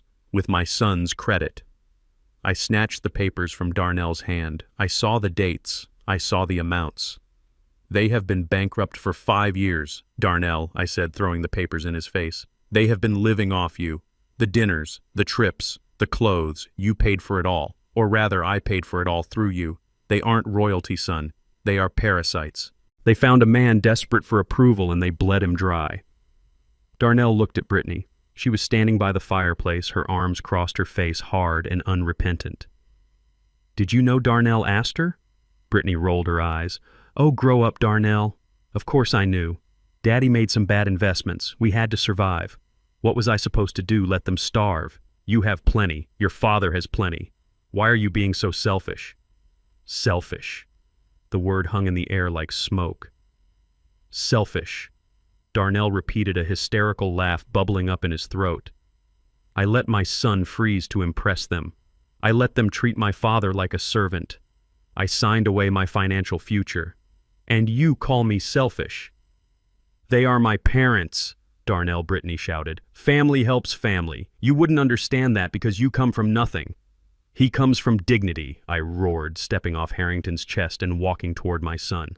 He comes from a man who worked double shifts so he wouldn't have to borrow a dime from anyone. And you let these leeches convince you that you were the lucky one. Darnell looked at me. His eyes were wet and pleading. Dad, I didn't know, he whined. They said it was just a signature. They said it was for the business. I was trying to help. I was trying to be a good son-in-law. You were trying to buy their love, Darnell, I said, my voice rising. You were so ashamed of me, so ashamed of where you came from that you let them play you for a fool. You signed papers you didn't read. You gave away things that weren't yours to give. You sold your own father out to a couple of con artists in Gucci belts. I can fix it, Darnell stammered. We can sue them. We can get the money back. There is no money, Darnell, I yelled. Look at them. They are packing gold coins in a duffel bag because they don't have $1 to their names. You can't sue a stone for blood. But Brittany loves me, Darnell said, looking at his wife with the desperate hope of a drowning man. She didn't mean to hurt us. She was just scared. Right, Brittany. Brittany didn't answer. She looked at the police officers entering the room. She looked at the gold on the floor. She looked at Darnell with pure, unadulterated disgust. You are pathetic, she hissed at him. A pathetic, weak little man. I should have married the banker. Darnell stood there, his mouth open, his heart breaking in real time. And still he tried to find an excuse. Still he tried to be the peacemaker. She is just upset, Dad, Darnell said, turning to me. It is the hormones, the pregnancy. We just need to calm down. That was it. That was the moment the last thread of my patience snapped. He was still defending her. After the abuse, after the theft, after the lies. He was still choosing the poison. I didn't think. I didn't plan. My hand moved on its own. I slapped him. It wasn't a light tap. It was an open-handed strike with the rough, callous palm of a man who has engaged manual labor for 50 years. It connected with his cheek with a crack that sounded like a pistol shot. Darnell's head snapped to the side. He stumbled back, holding his face. He looked at me with shock. I had never hit him in his life. Not once. Wake up, I screamed at him, my chest heaving. Wake up, Darnell. There is no baby. There is no love. There is only a thief and a fool, and you are the fool. I pointed at the door. I pointed at the officers who were now handcuffing Mr. Harrington. This isn't a family dispute anymore, I declared, my voice shaking with the force of my anger. This is a crime scene, and I am pressing charges against every single person in this room who touched my money, my house, or my grandson. I looked Darnell dead in the eye. And that includes you, son. You signed the papers. You opened the safe. You are an accomplice. Get out of my sight before I forget that I raised you. Darnell stared at me, tears streaming down his face, his hand still clutching his stinging cheek. He finally saw it. He finally saw the end of the road. Lawyer up, Darnell, I said, turning my back on him to pick up Leo. Because I am coming for everything. The sheriff took the Harringtons away in handcuffs, their protests echoing into the snowy night, but Brittany did not run. She did not hide. She stood in the middle of the ruined foyer, surrounded by the wreckage of her perfect life, and she smiled. It was a terrifying expression, a rictus of pure malice that made the hair on my arms stand up. She reached into her pocket and pulled out her phone. She didn't call a lawyer. She didn't call a friend. She opened an app and tapped the screen 3 times. The ring light on her phone case illuminated her face, casting eerie shadows in the hollows of her eyes. She took a deep breath, and in an instant she transformed. Her shoulders slumped. Her lower lip began to tremble. She reached up and ripped the shoulder of her expensive dress, exposing her bra strap. She messed up her hair, creating a disheveled, frantic look. Then she hit the record button. "Help me," she whispered into the camera, her voice thick with fake tears. "Please, someone help me. I am trapped in my house. My father-in-law just beat my parents. He sent them to jail, and now he is coming for me." I stood there frozen by the sheer audacity of her performance. Darnell looked up from his hands, his eyes wide with horror as he realized what she was doing. "Brittany, stop. Darnell said, weak and pleading. "Don't do this." She ignored him. She turned the camera so it caught me standing in the hallway holding the crowbar I had used to block the door. "Look at him," she sobbed, pointing the lens at me. "Look at the weapon. He is crazy. He has been drinking all day. He came here demanding money, and when I said no, he attacked us. But that is not the worst part." She lowered her voice to a conspiratorial whisper, leaning into the camera as if sharing a dirty secret with the world. The viewer count on the screen started climbing rapidly, hundreds, then thousands of people tuning into the drama. "He touched me," she said. The air left the room. "He cornered me in the kitchen while my husband was in the bathroom." She lied, tears streaming down her face, now wet and convincing. "He said disgusting things. He said that since my husband couldn't satisfy me, maybe a real man should. He tried to force himself on me. That is why I kicked him out earlier. That is why he broke down the door. He came back to finish what he started. He is a predator." My blood turned to ice. This was the nuclear option. She wasn't just accusing me of violence. She was accusing me of the one thing that would turn the entire world against a man instantly. She was weaponizing her femininity, weaponizing the current social climate, and aiming it directly at my throat. "You are lying," I roared, stepping forward. "See?" she shrieked, backing away, her camera shaking. "See how aggressive he is. He is going to kill me. Darnell, do something. Save me." She ended the stream. The screen went black, but the damage was done. The video was out there. It was processing. It was being shared. It was spreading like a virus through the veins of the internet. I looked at her. She dropped the act instantly. She wiped her eyes, careful not to smudge her mascara too much. She looked at me with cold, dead eyes. "Good luck explaining that to a jury, Bernard," she said. "Who are they going to believe? The pregnant, crying white woman in a torn dress, or the angry black man with a crowbar and a criminal record for assault? Oh wait, you don't have a record yet. But you will." My phone started buzzing in my pocket, once, twice. Then a continuous vibration that rattled against my leg. Notifications, alerts, text messages from numbers I didn't know. I pulled it out. My social media accounts, which I barely used, were exploding. "Die, you animal," one comment read. "I hope they put you under the jail," read another. "If I see you on the street, you are a dead man." The internet mob had mobilized. They didn't need facts. They didn't need evidence. They had a 10-second clip of a crying woman, and that was enough to condemn me. Darnell stood up. He was shaking. He looked at his phone. He looked at me. "Dad," he said, his voice high and panicked. "My boss just texted me. He saw the link. Someone tagged the company. He said I am suspended pending an investigation. He said they don't employ people associated with predators." He looked at Brittany. "Why did you say that? Why did you lie?"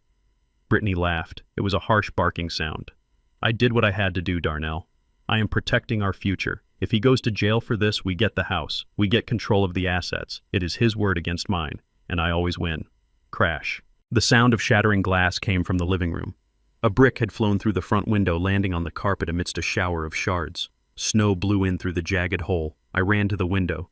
Outside on the street, a group of teenagers had gathered. They were filming with their phones, shouting obscenities. A car slowed down and the driver leaned on the horn, screaming "murderer" out the window. The mob was here. They had geolocated the house from the video. "We are not safe here," I said, grabbing Leo, who was cowering by the fireplace.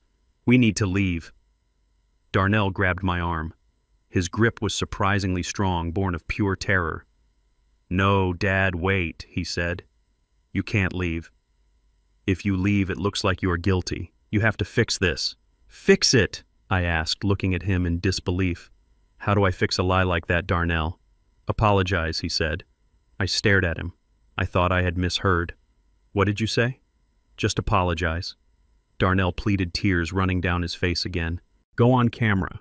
Say you were drunk. Say you made a mistake. Say you are sorry. If you confess to a lesser charge, maybe they will go easy on you. We can say you are seeking help. We can say it is dementia. Brittany will drop the charges if you sign over the house." "Right, Brittany." Brittany nodded, crossing her arms. "If he signs over the deed and leaves the state tonight, I will post a retraction. I will say it was a misunderstanding caused by his medical condition. I will save him from prison. But I want everything. The house, the trucks, the accounts." I looked at my son. He was asking me to admit to a sex crime. He was asking me to destroy my name, my legacy, and my freedom just so he could keep his comfortable life. He was willing to brand his own father a predator to save his own skin. "Get off me," I said, shoving him away. I looked at him with a disgust so profound it made me nauseous. "You are not a man," I said. "You are a husk. You are empty." I would rather die in prison than admit to a lie like that. I pulled out my phone again. I didn't look at the hate comments. I didn't look at the death threats. I went to my secure contacts. I needed help. I needed the kind of help you couldn't get from the police. I needed a ghost. I dialed a number I hadn't used in 5 years. "Elias," I said when the line clicked open. Bernard, the voice on the other end, was rough like gravel in a blender. "It is Thanksgiving. Why are you calling me on the encrypted line? I have a situation." I said, walking into the kitchen, away from the broken window and the screaming mob outside. "I need you to access the cloud server for the property at 124 Oak Ridge Drive." "You installed a proprietary system there, didn't you?" Elias asked. I can hear the typing of his keyboard in the background. The rhythm was fast, frantic. "Yes," I said. "I am the admin. But I don't have my laptop. I need you to pull the footage from the interior cameras, specifically the dining room and the foyer for the last hour." "Hold on," Elias said.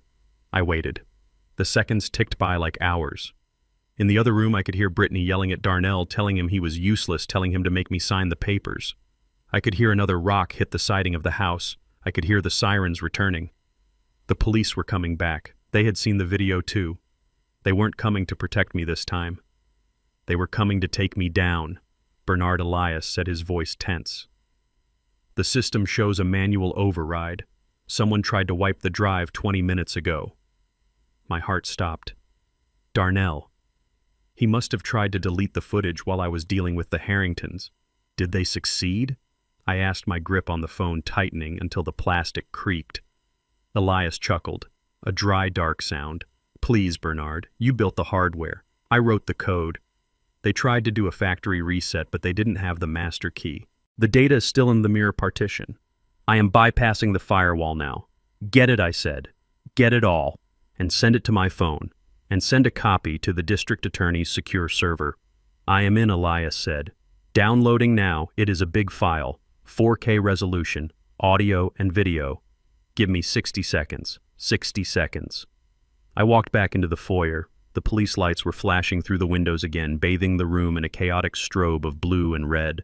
3 squad cars this time. 2 officers were walking up the path, hands on their holsters, faces grim. They had seen the accusation. They were coming for a predator. Brittany saw them. She smiled. It was the smile of the devil himself. "Time is up, Bernard," she said. "They are here. Sign the paper Darnell wrote up, or you are going away for 20 years. You will die in a cage, and Leo will be mine. I will put him in the worst foster home I can find." She held out a piece of paper and a pen. It was a handwritten note transferring ownership of the house. "Sign it," she hissed. My phone pinged. A single clear tone that cut through the noise of the siren. I looked at the screen. File received. Download complete. I tapped the file.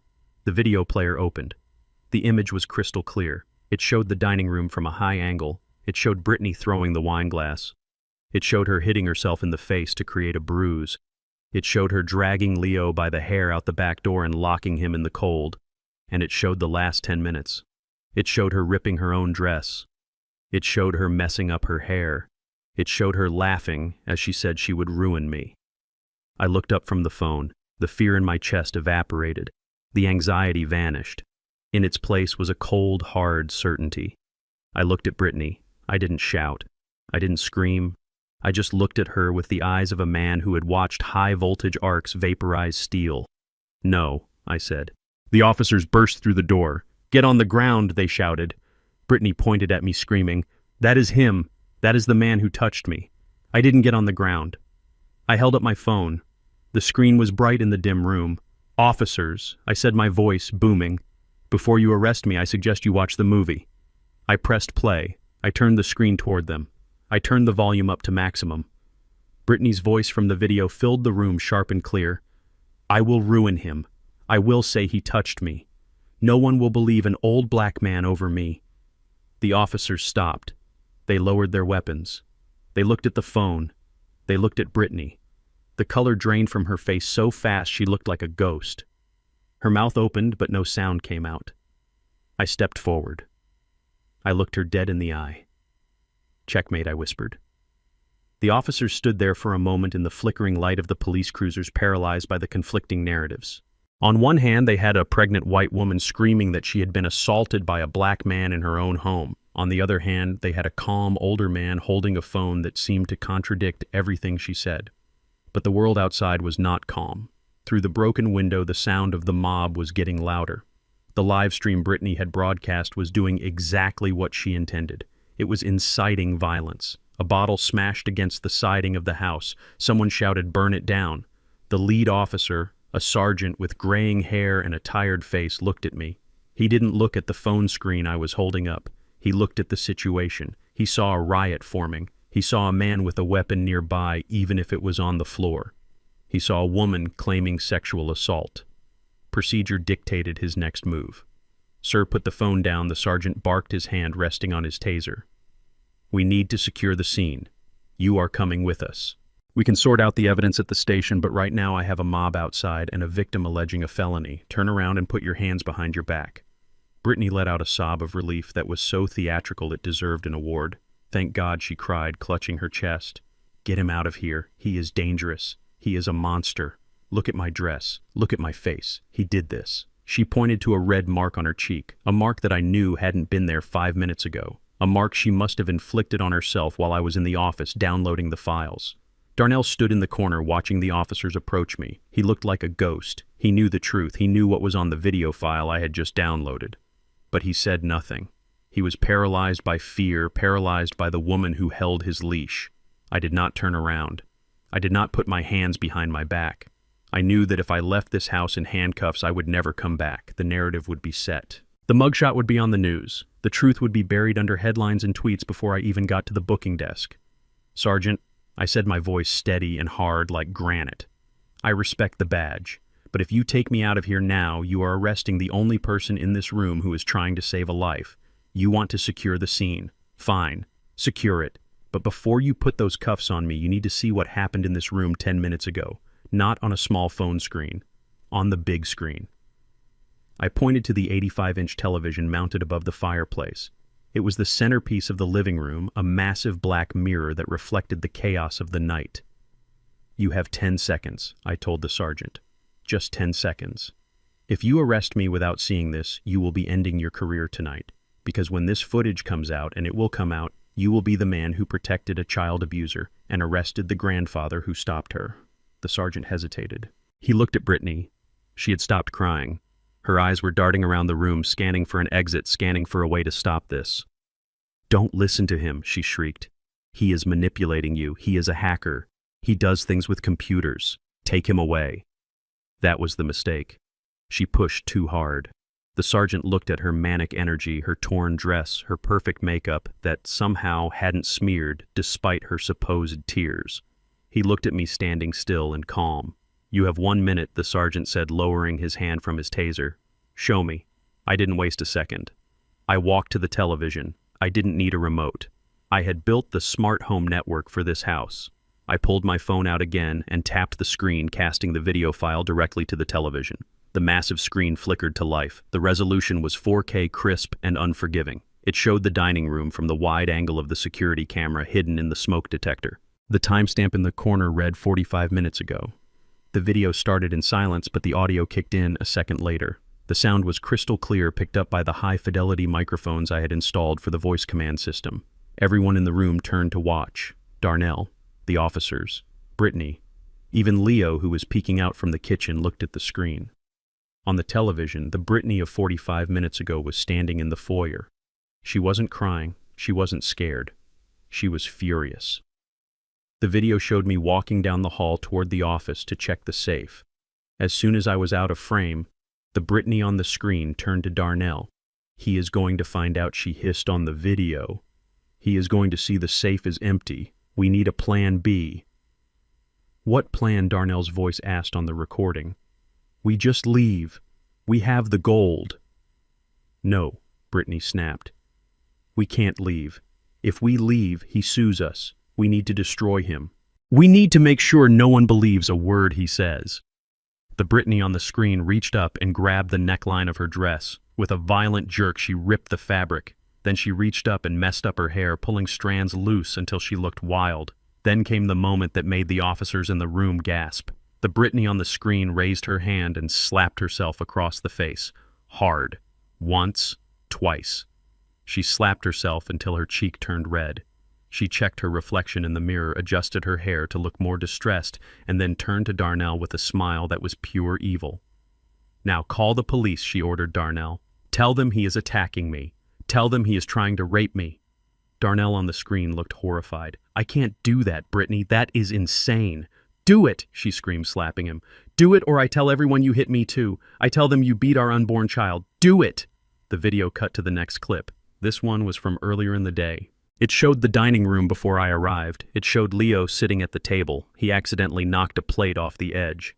It shattered. The Brittany on the screen exploded. She grabbed Leo by the back of his neck. She dragged him out of the chair. She pulled off his sweater, leaving him in just a t-shirt. "You stupid little retard," she screamed. "Get out! Get out of my sight!" She dragged him to the back door. She opened it and shoved him out into the snow. She locked the door. Then she turned back to her parents and laughed. "Maybe a little frostbite will teach him to be careful," she said, pouring herself a glass of wine. The video ended. The screen went black. The silence in the living room was absolute. It was a heavy, suffocating silence, the kind of silence that comes after a bomb goes off. I looked at Darnell. He was staring at the blank screen, his mouth open, his eyes wide with a mixture of horror and relief. The truth was out. He didn't have to hide it anymore. He didn't have to carry the weight of her lies. I looked at the officers. The sergeant's face had gone hard as stone. The young female officer looked sick. She looked at Brittany with a disgust so profound it filled the room. And I looked at Brittany. She wasn't crying anymore. She wasn't acting. She was standing in the middle of the room shaking, not with cold, but with the total collapse of her reality. She looked small. She looked ugly. The red mark on her cheek, the one she had inflicted on herself, now looked like a brand, a mark of her deception. That is not real," she whispered, her voice trembling. The sergeant took a step toward her. He unclipped the handcuffs from his belt. "Ms. Freeman," he said, his voice flat and cold. "Turn around." "No," Brittany shouted, backing away until she hit the wall. "No. That is fake. It is a trick. He is an engineer. He does computer things. He made that. It is AI. It is a deep fake." She pointed a shaking finger at me. "He made it up," she screamed, her eyes bulging. "He hated me from the beginning. He used technology to frame me. You can't believe a video. Anyone can make a video now. That isn't me. I would never say those things. I am a victim here." She was grasping at straws, desperate, drowning straws. She was using buzzwords she had heard on the news, hoping to confuse them, hoping to cast doubt. "Deepfake," I said, my voice calm. "Brittany. The timestamps match the police dispatch logs. The audio frequencies match the acoustics of this room. And unless I am a wizard, I didn't generate a video of you slapping yourself in the 5 minutes I was in the office." "It is fake," she screeched. "I want a lawyer. I want my phone." She reached for her pocket, trying to pull out her phone, maybe to delete the live stream, maybe to call for help, maybe just out of habit. The female officer moved fast. She grabbed Brittany's wrist. "Let go of the phone, ma'am," the officer ordered. "No," Brittany yelled, struggling. "It is my property. You can't have it." The officer didn't argue. She twisted Brittany's arm behind her back, forcing her to drop the phone. It clattered to the floor. The officer kicked it away toward the sergeant. "That phone is now evidence," the sergeant said, picking it up and sealing it in a plastic bag he pulled from his vest, along with the security footage. "You can't do this," Brittany wailed as the handcuffs clicked around her wrists. "I am pregnant. You are hurting the baby." The female officer leaned in close to Brittany's ear. "We will have a doctor check on that baby at the station," she said. "And if you are lying about that too, which I suspect you are, we are going to add filing a false report and obstruction of justice to the list. You are done, lady." Brittany looked at Darnell. She looked at him with desperate, pleading eyes. "Darnell, help me," she begged. Tell them it is fake. Tell them you love me." Darnell looked at her. He looked at the woman who had forced him to lie, who had forced him to steal, who had forced him to watch his son freeze. He looked at the handcuffs on her wrists. He took a deep breath. "It wasn't fake," Darnell said, his voice quiet but clear. "I was there. I saw you hit yourself. I saw you throw Leo out, you traitor, Brittany screamed, lunging at him only to be jerked back by the officer. You weak, pathetic coward. I hate you. I have always hated you. Darnell nodded slowly, tears running down his face. I know, he said. I finally know. The officers marched her out the door. She screamed the whole way. She cursed me. She cursed Darnell. She cursed the police. But as they dragged her past the window, past the mob that had gathered to hate me, the screaming stopped. The crowd saw her in handcuffs. They saw the police taking the white woman away, not the black man, and they went silent. I watched the squad car lights fade into the distance. The house was quiet again. The wind still blew through the broken door, but the storm inside had passed. I looked at my son. He was standing alone in the middle of the room.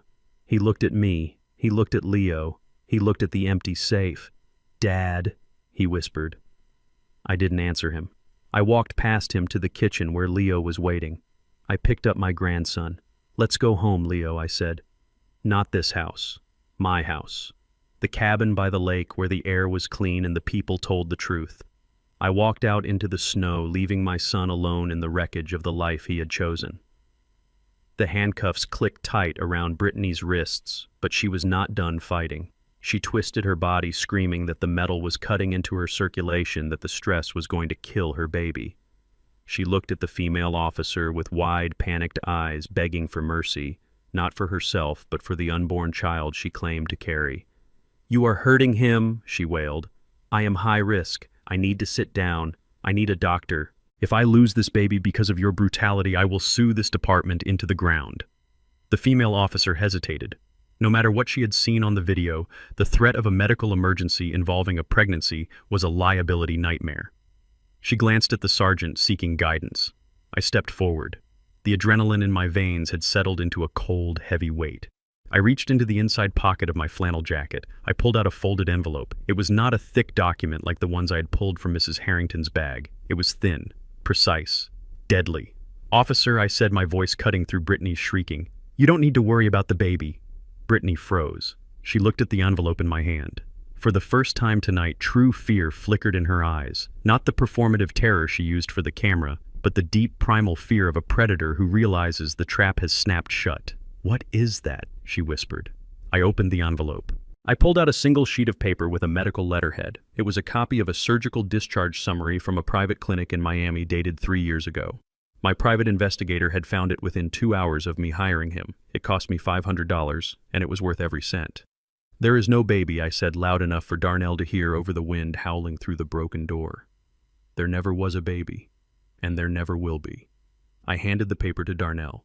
He took it, his hand shaking so badly the paper rattled like a dry leaf. Read it, Darnell, I commanded. Read the procedure codes. Darnell squinted at the paper. He read the words out loud, his voice trembling and confused. Abdominoplasty with concurrent tubal ligation. He looked up at me, his brow furrowed. I don't understand. What does that mean? It means she had a tummy tuck, Darnell, I explained. And while they were in there, she had her tubes tied. She sterilized herself 3 years ago. Before she even met you. Darnell looked at Brittany. He looked at her flat stomach, the stomach she had been rubbing lovingly for weeks, the stomach she used as a shield to protect herself from my wrath, the stomach she used as a weapon to make him abandon his firstborn son. But we went to the doctor. Darnell stammered. We went to the appointments. I sat in the waiting room. I saw the ultrasounds. You sat in the waiting room while she got Botox injections, I said brutally. You saw ultrasound pictures she downloaded from Google Images. She played you son. She played you for the biggest fool on earth. She knew I had money. She knew you were the way to get it. And she knew the only way to lock you down, to make you sign over the house, to make you turn on your own blood, was to promise you a legacy. Brittany stopped screaming. She stopped struggling. She went completely still. She stared at me with eyes that were black holes of hatred. She didn't deny it. She didn't try to lie. She knew the paper trail was undeniable. Darnell made a sound that I will never forget. It wasn't a scream, it wasn't a sob, it was the sound of an animal dying. It was a guttural, wretched noise that came from the bottom of his soul. He dropped the paper. It fluttered to the floor, landing next to the gold coins and the broken glass.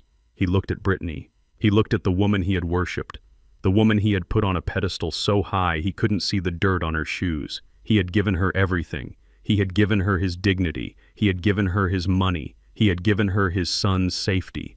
And it was all for nothing. It was all a con. "You lied," Darnell whispered. The words choked him. "You let me throw Leo out. You let me hurt him. For a lie."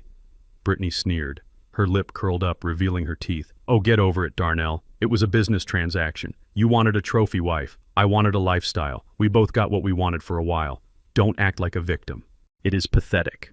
That was the spark. That was the moment Darnell finally broke. The man I had raised, the gentle boy who used to rescue injured birds, snapped. He roared. It was a primal sound of pure, unadulterated rage. He lunged at her. He didn't think about the police. He didn't think about the consequences. He just wanted to destroy the thing that had destroyed him. He grabbed her by the shoulders of her torn dress. He shook her so hard her head snapped back and forth. "You monster!" he screamed, spitting in her face. "You killed us! You killed everything!" The female officer shouted and grabbed Darnell's arm. The sergeant tackled him from the side. They wrestled him to the ground. Darnell fought them. He kicked and thrashed, reaching for Brittany, trying to tear her apart with his bare hands. It was a tragedy. It was a comedy. It was the ugliest thing I had ever seen. My son, a grown man, pinning himself to the floor under the weight of the police, screaming and crying while his wife stood above him in handcuffs, laughing. Yes, she was laughing. A cold, high-pitched cackle that echoed off the high ceilings. "Look at him," she mocked, looking down at Darnell as the officers cuffed him. "Look at the big man. He finally found some balls." "Too little, too late, honey."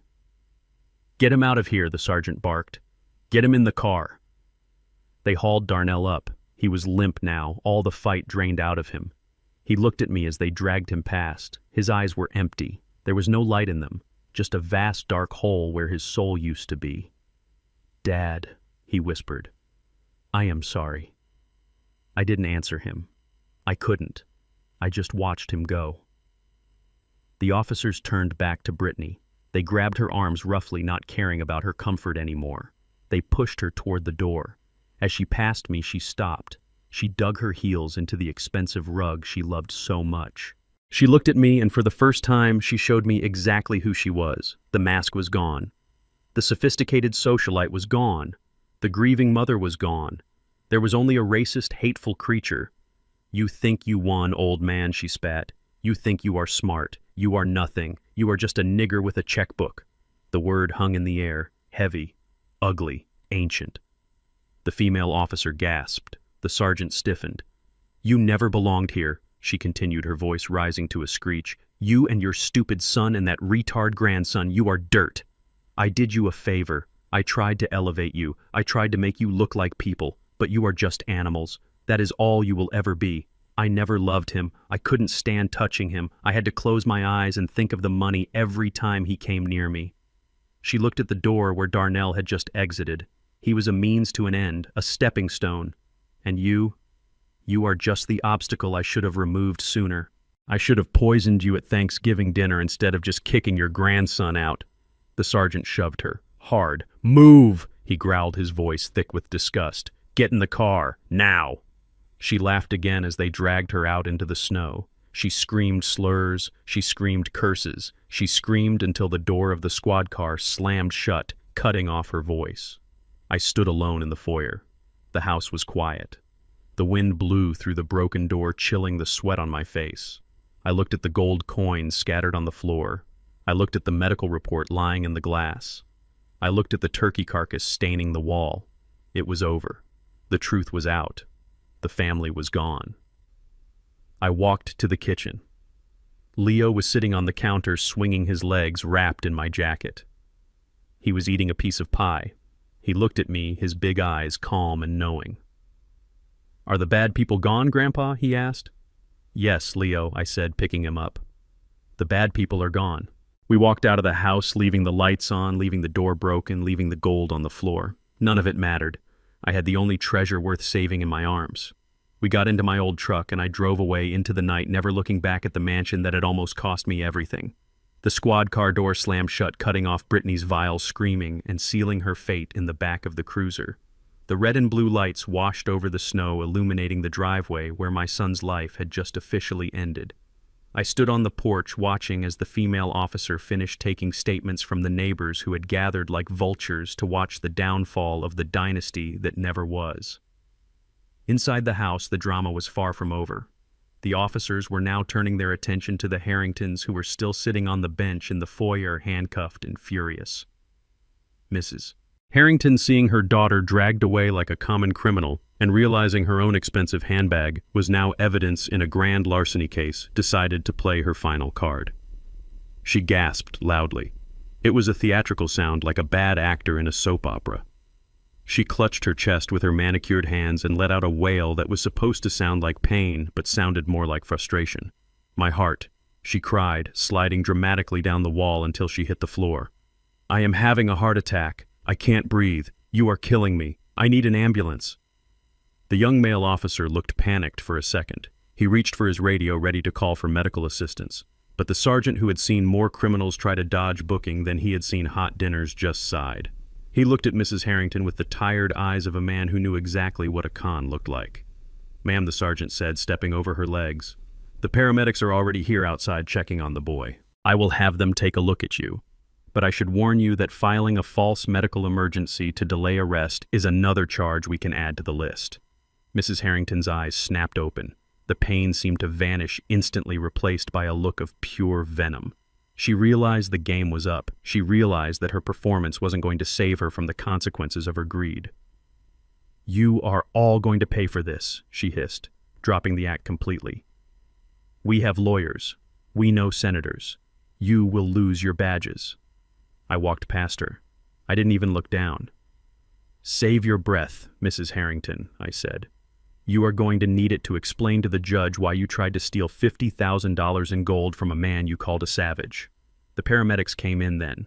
They checked her vitals quickly. Blood pressure normal. Pulse elevated but steady. No signs of cardiac distress. Just a case of acute panic because her house of cards had collapsed.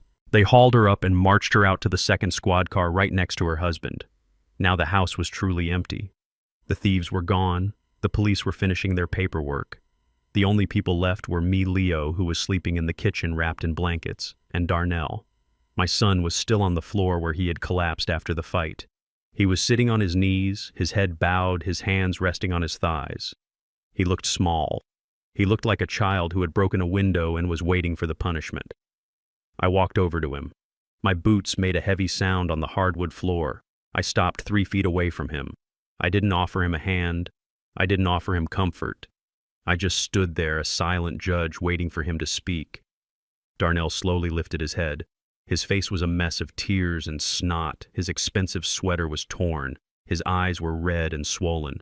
He looked at me, and then he did something that made my stomach turn. He shuffled forward on his knees. He reached out and tried to grab the hem of my jeans. "Dad," he sobbed, his voice breaking. "I am so sorry. Please, you have to forgive me." I stepped back, moving my leg out of his reach. I didn't want him to touch me. I felt like his touch would stain me. "Get up, Darnell," I said, my voice cold. "You look pathetic." He didn't get up. He slumped forward, putting his forehead on the floor in a posture of total submission. "I was blind, Dad," he cried into the rug. "She manipulated me. She told me we were building a future. She told me she loved me. I didn't know she was sterilized. I didn't know she hated Leo. I was just trying to keep the family together.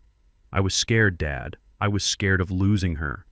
I looked down at him. I listened to his excuses, his desperate attempt to paint himself as a victim, and I felt nothing but a cold, hard anger.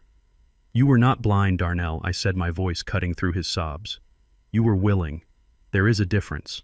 I walked around him, circling him like a predator circling prey. "You say she manipulated you," I continued. "Maybe she did. She is a predator. But you are a man, Darnell. You have eyes, you have ears. You saw her treat your son like a dog. You saw the bruises. You heard the way she spoke to him. You saw him shivering in the snow tonight."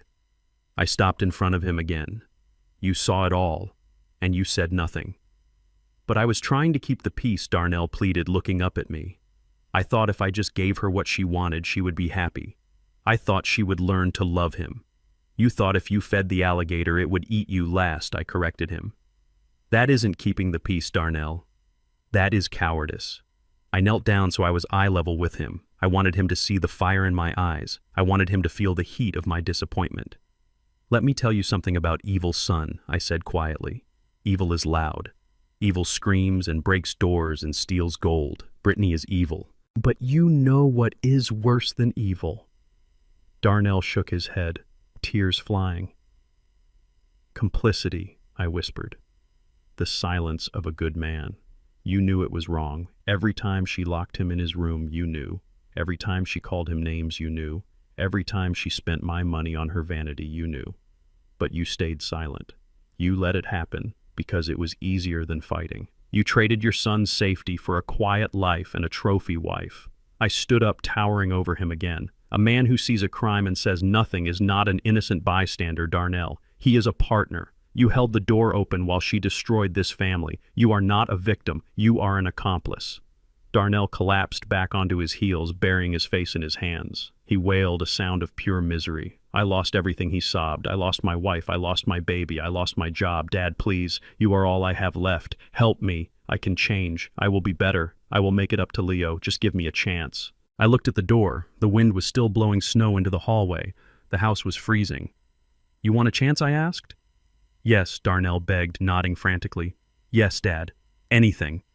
I pointed to the door. Then stand up and walk out that door. Darnell froze. He looked at the open door, then back at me. The hope in his eyes died, replaced by a dawn of absolute terror. What he whispered. Leave, I said. Get out of my house. But I have nowhere to go, Darnell stammered, getting to his feet, his legs shaking. Brittany's parents are in jail. My friends, they saw the video. No one will take me in. Go to a hotel, I suggested coldly. You like spending money. Spend some on a room. I can't, Darnell whispered. Why not, I asked. You make 6 figures, Darnell. You drive a Porsche. Go to the Marriott. I can't, he repeated, his voice dropping to a shameful whisper. I don't have any money, Dad. I stared at him. What do you mean you don't have any money? I pay your rent. I pay your car note. You make good money at the firm. Where is it, Darnell? He looked away. He couldn't meet my gaze. I lost it, he confessed. Lost it how? Online blackjack, he mumbled, and sports betting. I thought I could win enough to pay off the Harringtons. I thought I could get ahead. I lost it all, Dad. My savings, my 401k. I maxed out the credit cards you didn't know about. I have $12 in my checking account. I looked at him. My son, the boy I had sent to private school, the boy I had taught to save. He was a gambler, a broke, desperate gambler who had sold his soul to cover his losses. This explained everything. It explained why he was so desperate for the house. It explained why he let the Harringtons walk all over him. He wasn't just weak. He was compromised. He was drowning in debt, and he had been using me as a life raft. So that is it, I said, nodding slowly. You didn't just stay for the baby. You stayed because you were broke. You let them abuse your son because you needed their approval and you needed my house to hide your failure. It wasn't like that, Darnell cried, reaching for me. I was going to fix it. Don't touch me, I barked, stepping back. I looked at him one last time. I saw the ruin of a man. I saw the waste of potential, and I felt a deep, profound sadness. But I did not feel mercy. Mercy would not help him now. Mercy had enabled him for 35 years. You are right, Darnell, I said. You have lost everything, and tonight you are going to lose the last thing you had, my protection. Dad, please, he begged, falling to his knees again. It is freezing out there. I have no coat. I have no car. Where will I sleep? I don't know, I said. I walked to the closet by the door. I grabbed his coat, the expensive wool coat Brittany had picked out for him. I threw it at him. It hit him in the chest. Put this on, I said. He scrambled to put it on, buttoning it with shaking fingers. Now leave, I ordered, pointing to the night. Dad, he whispered. I didn't say another word. I walked to the kitchen. I picked up Leo, who was watching us with wide, solemn eyes. I wrapped him tight in my arms. I walked back to the foyer. Darnell was still standing there, paralyzed. I walked past him. I opened the door fully. The snow swirled in. You watched your son freeze, Darnell, I said, looking him in the eye. Now you know how it feels. I pushed him. Not hard, but firm. A push that said goodbye. He stumbled out onto the porch. He turned around, his face a mask of despair. Dad, he cried out. I grabbed the handle of the broken door. I pulled it shut. It wouldn't latch, but I dragged the heavy oak sideboard across the floor and slammed it against the frame, sealing the entrance. I heard him pounding on the other side. I heard him calling my name. I heard him crying. I turned away. I walked back to the fire. I sat down with my grandson. "Is my daddy bad?" Leo asked, looking up at me. "He isn't bad, Leo," I said, stroking his head. "He is just lost, and he can't be found in this house anymore." I listened to the wind howling outside. I listened until the pounding stopped. I listened until the only sound was the crackle of the fire and the steady breathing of the boy I had saved. Darnell was gone. He was in the cold. He was alone. And for the first time in a long time, he was finally facing the consequences of his own life. The sun rose over the wreckage of the night before casting long, cold shadows across the living room floor, where the turkey carcass still lay staining the expensive wallpaper. I had spent the night in the armchair with the crowbar across my lap, while Leo slept fitfully on the sofa, wrapped in 3 blankets. The broken front door was barricaded, but the cold air still found its way in, carrying the bite of the winter morning. I was packing Leo a bag of clothes I found in his room, preparing to leave for my cabin, when the barricade at the front door shook. Someone was pushing against it from the outside. I stood up, my joints popping, and gripped the iron bar. "Open up, Dad," Darnell's voice shouted from the porch. "I know you are in there. Open the door, or I am calling the police and reporting a kidnapping." I looked at Leo, who was awake now and watching me with terrified eyes. I motioned for him to stay put. I walked to the door and shoved the heavy sideboard away. Darnell stood there shivering in his expensive wool coat, his face gray with cold and lack of sleep. He looked like a ghost, but his eyes were burning with a desperate, frantic energy. He didn't look like a son coming to apologize. He looked like a junkie looking for a fix. He pushed past me into the house, looking around wildly. "Where is my wallet?" he demanded. "Where is my laptop? I need to sell things. I need cash, Dad." "You don't have anything here, Darnell," I said, leaning on the crowbar. "The lease is void.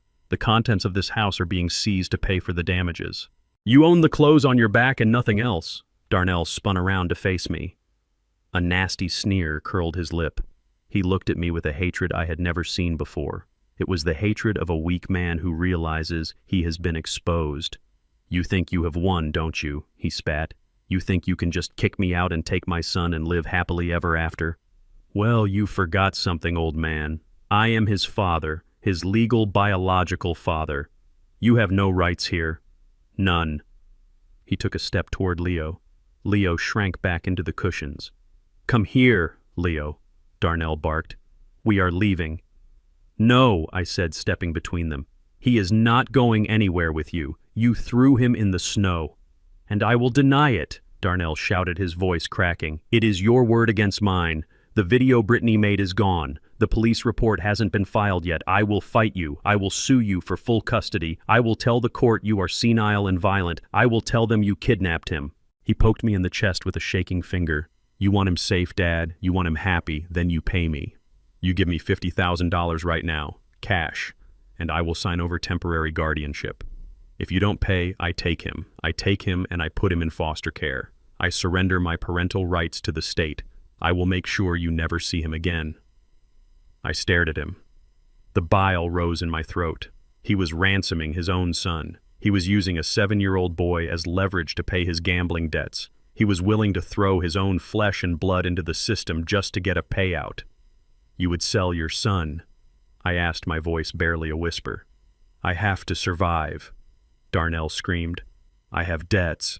They are going to kill me, Dad. I need the money. 50,000. That is the price. Pay up or say goodbye to Leo." The sound of a heavy car door slamming outside cut through the tension. Heavy footsteps crunched up the snowy walk.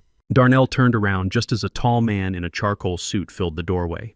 He was flanked by 2 private security contractors who looked like they chewed iron for breakfast.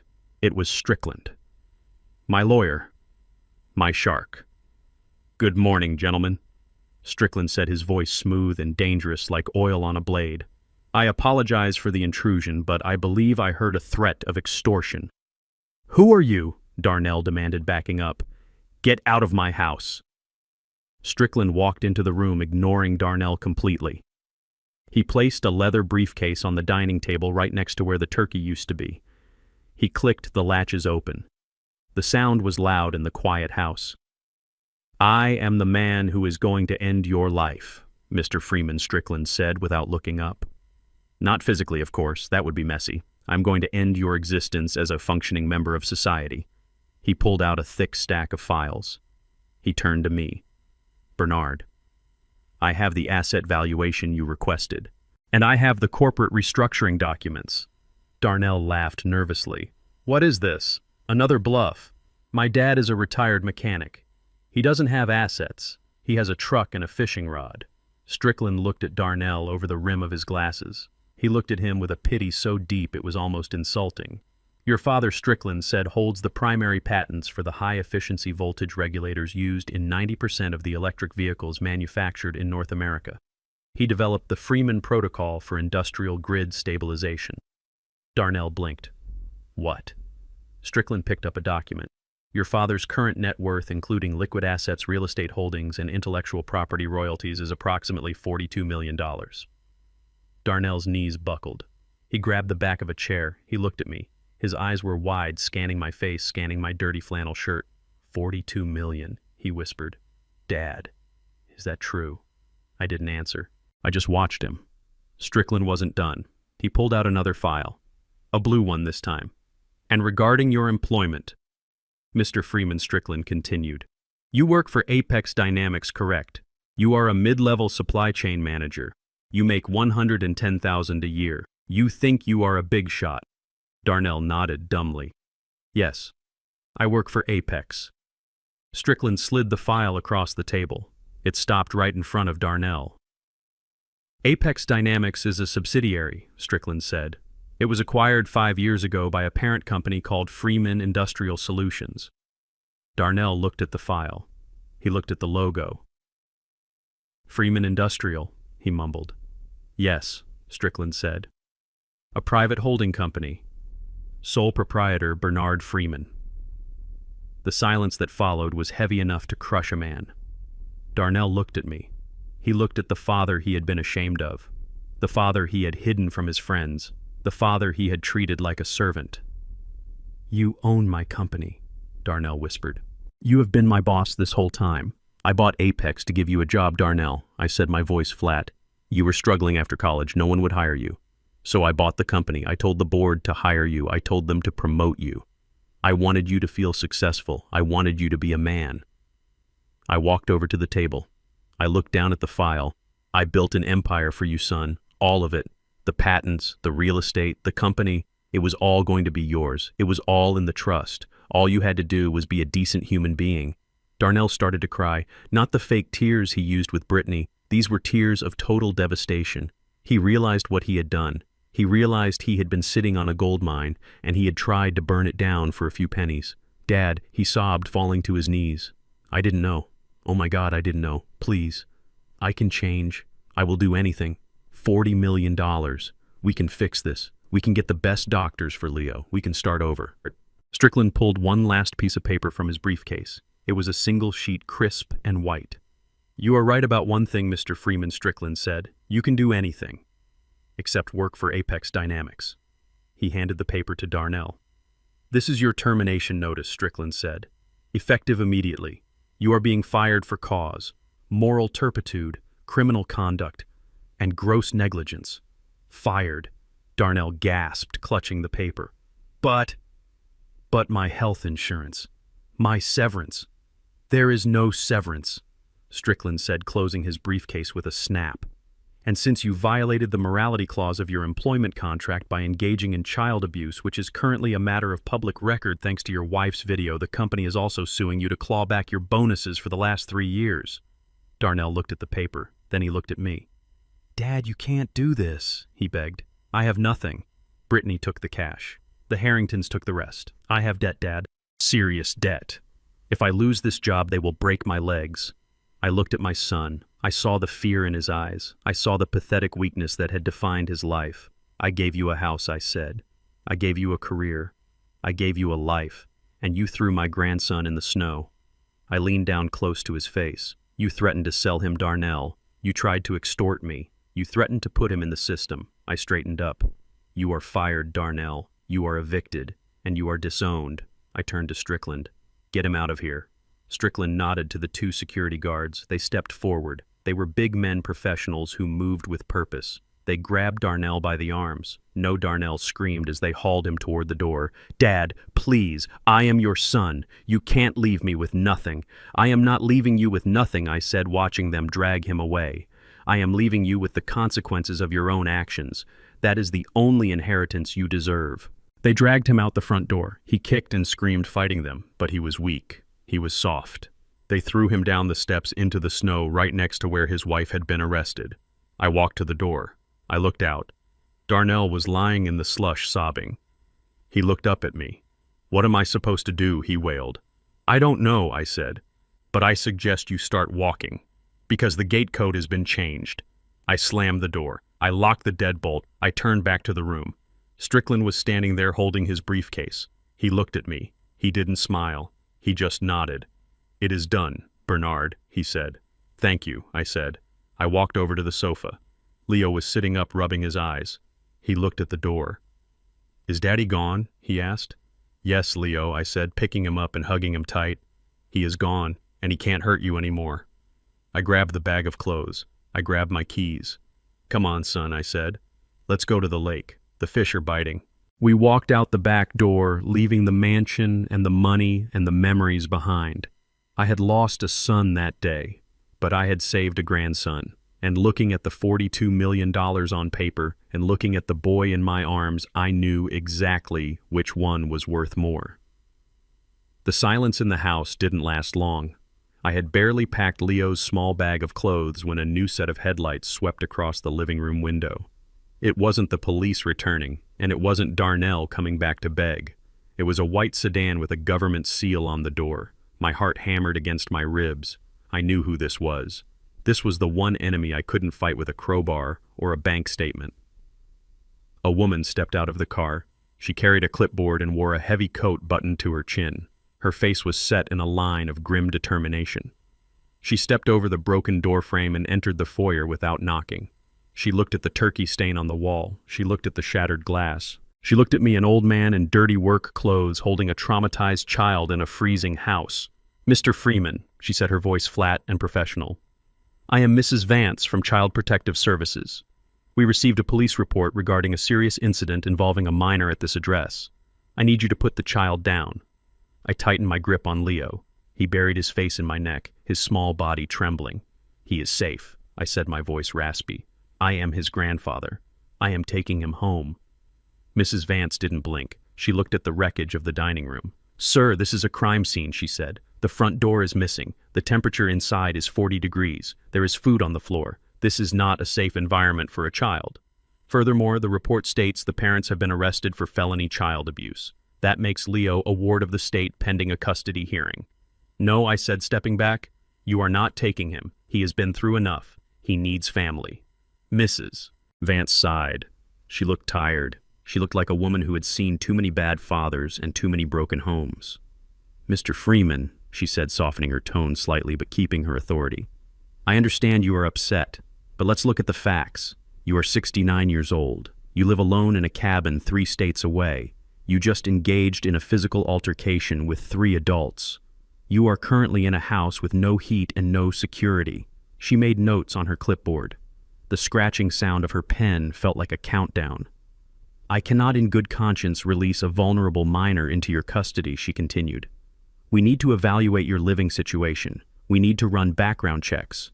We need to assess your physical and mental capability to care for a 7-year-old with special needs.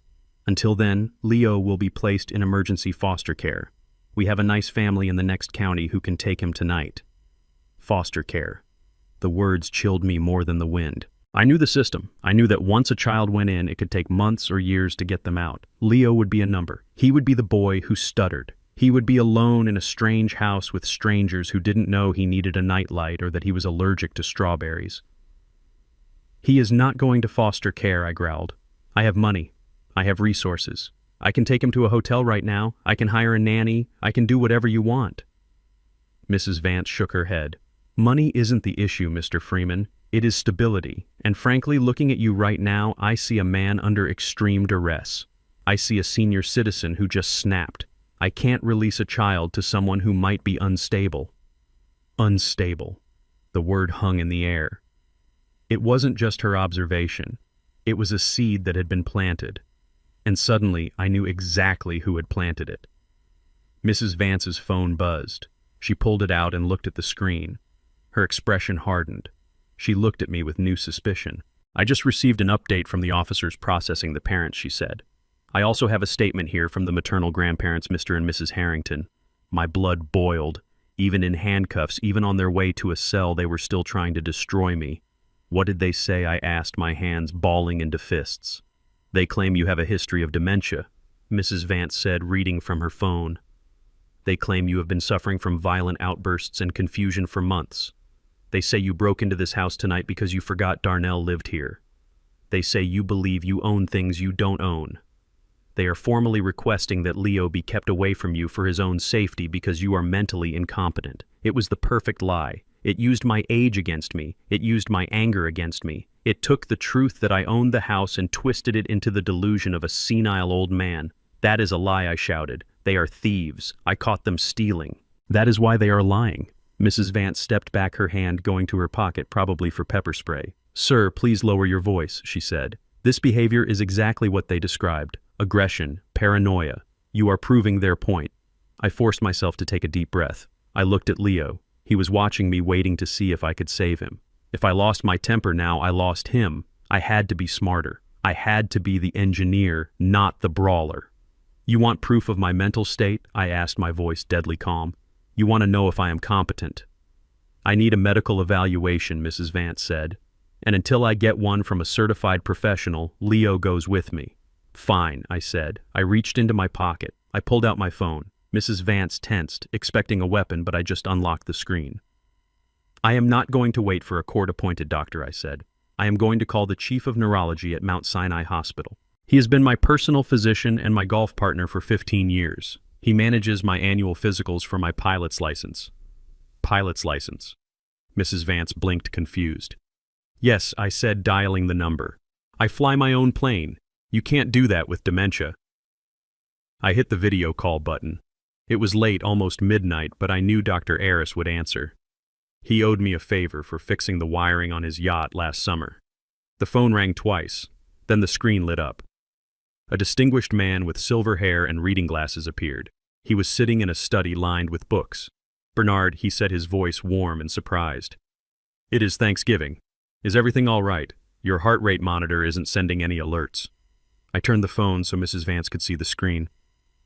"Dr. Aris," I said, "I have a lady here from Child Protective Services. Her name is Mrs. Vance. She has been told by some very unreliable people that I am suffering from dementia and violent outbursts. She wants to take my grandson away. I need you to tell her the results of my last cognitive evaluation." Dr. Aris frowned. He leaned closer to the camera. His face filled the screen, authoritative and undeniable. "Mrs. Vance," he said, his voice changing to his professional tone, the one that commanded residence and saved lives. "I am Dr. Theodore Aris, Chief of Neurology. Bernard Freeman is my patient. I examined him 2 weeks ago for his FAA renewal." He paused for effect. "Mr. Freeman has the cognitive processing speed of a man half his age. His neurological scans are pristine. He manages a complex patent portfolio and consults on industrial engineering projects that require a high level of mental acuity. To suggest he has dementia is not only medically inaccurate, it is laughable. He is one of the sharpest men I know. If he is angry tonight, I assure you it is because he has a very good reason to be." Mrs. Vance stared at the phone. She looked at the doctor. She looked at me. She saw the way I held the phone steady. She saw the clarity in my eyes. The lie crumbled. The Harrington's poison evaporated under the light of medical fact. "Thank you, doctor," she stammered. That is very helpful." "Do you need me to send over his file?" Dr. Aris asked. "I can have my office email the certified results within 10 minutes, please," Mrs. Vance said. "That would be appropriate." I took the phone back. "Thank you, Theodore. I will call you tomorrow." I hung up. I looked at Mrs. Vance. "I am not senile," I said. "I am not confused, and I am not leaving my grandson." Mrs. Vance let out a long breath. She closed her clipboard. She looked at Leo, who was clinging to my leg. She saw the bond.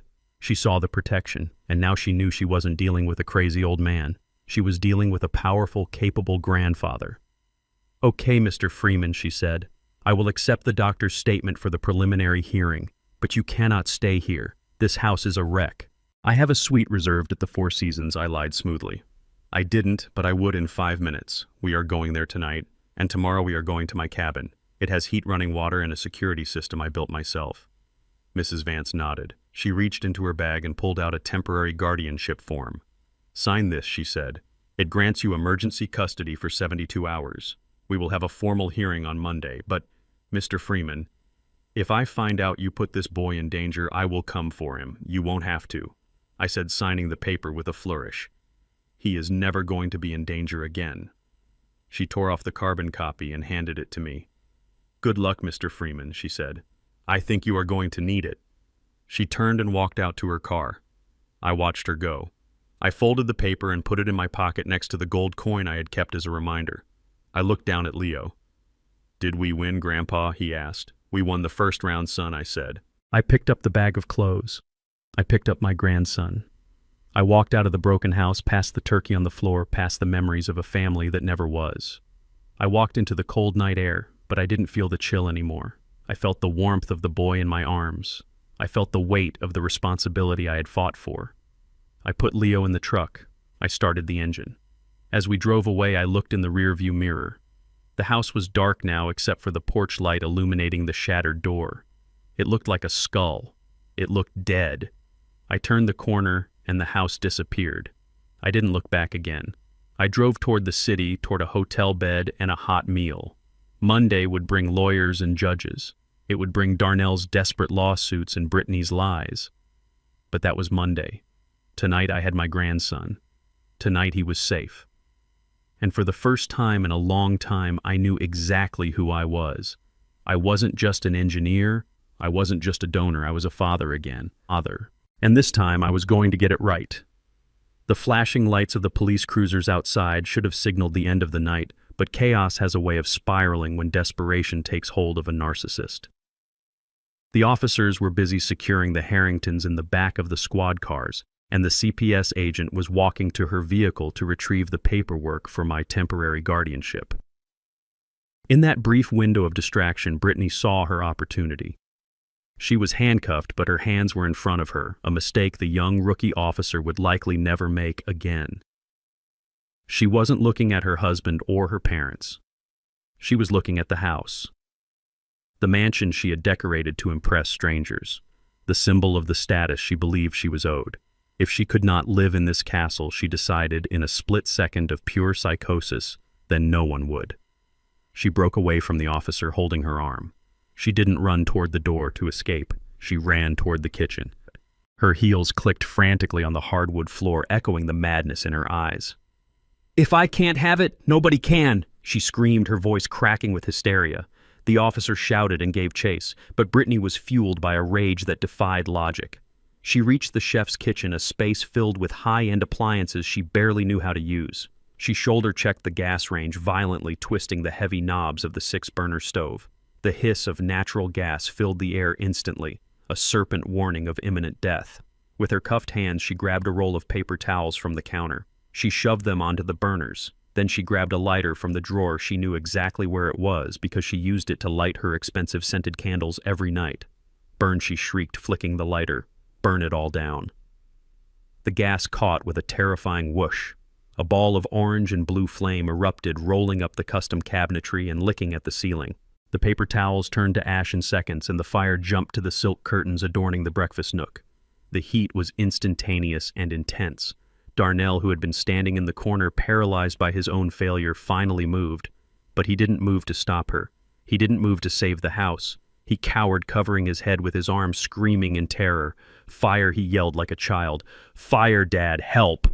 I did not scream. I did not cower. I spent 40 years in industrial plants where a spark meant death. I knew fire, I knew electricity, and I knew how to kill them both. I handed Leo to the CPS worker who had just re-entered the room.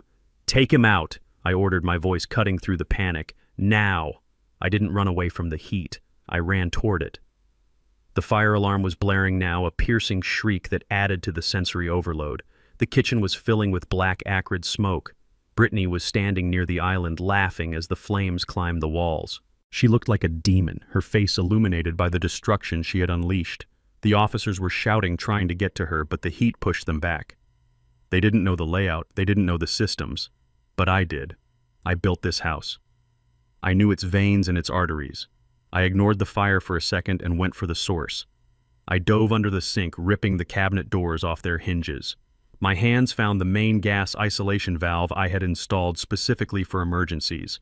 It was a quarter-turn ball valve. I cranked it hard. The metal bit into my palm, but I didn't feel the pain. The hissing stopped. The fuel was cut, but the fire was still alive, feeding on the wood and the fabric. I stood up and grabbed the industrial fire extinguisher I kept mounted in the pantry. Darnell had complained about it once, saying the red canister ruined the aesthetic of the kitchen.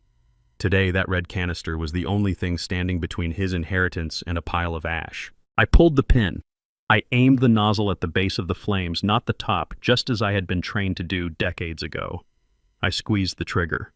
A cloud of white chemical powder blasted out, suffocating the fire, starving it of oxygen. I swept the nozzle back and forth methodically, moving with the precision of a machine.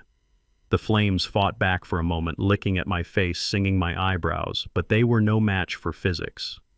One by one, the tongues of fire died out, leaving behind charred wood and a thick chemical fog.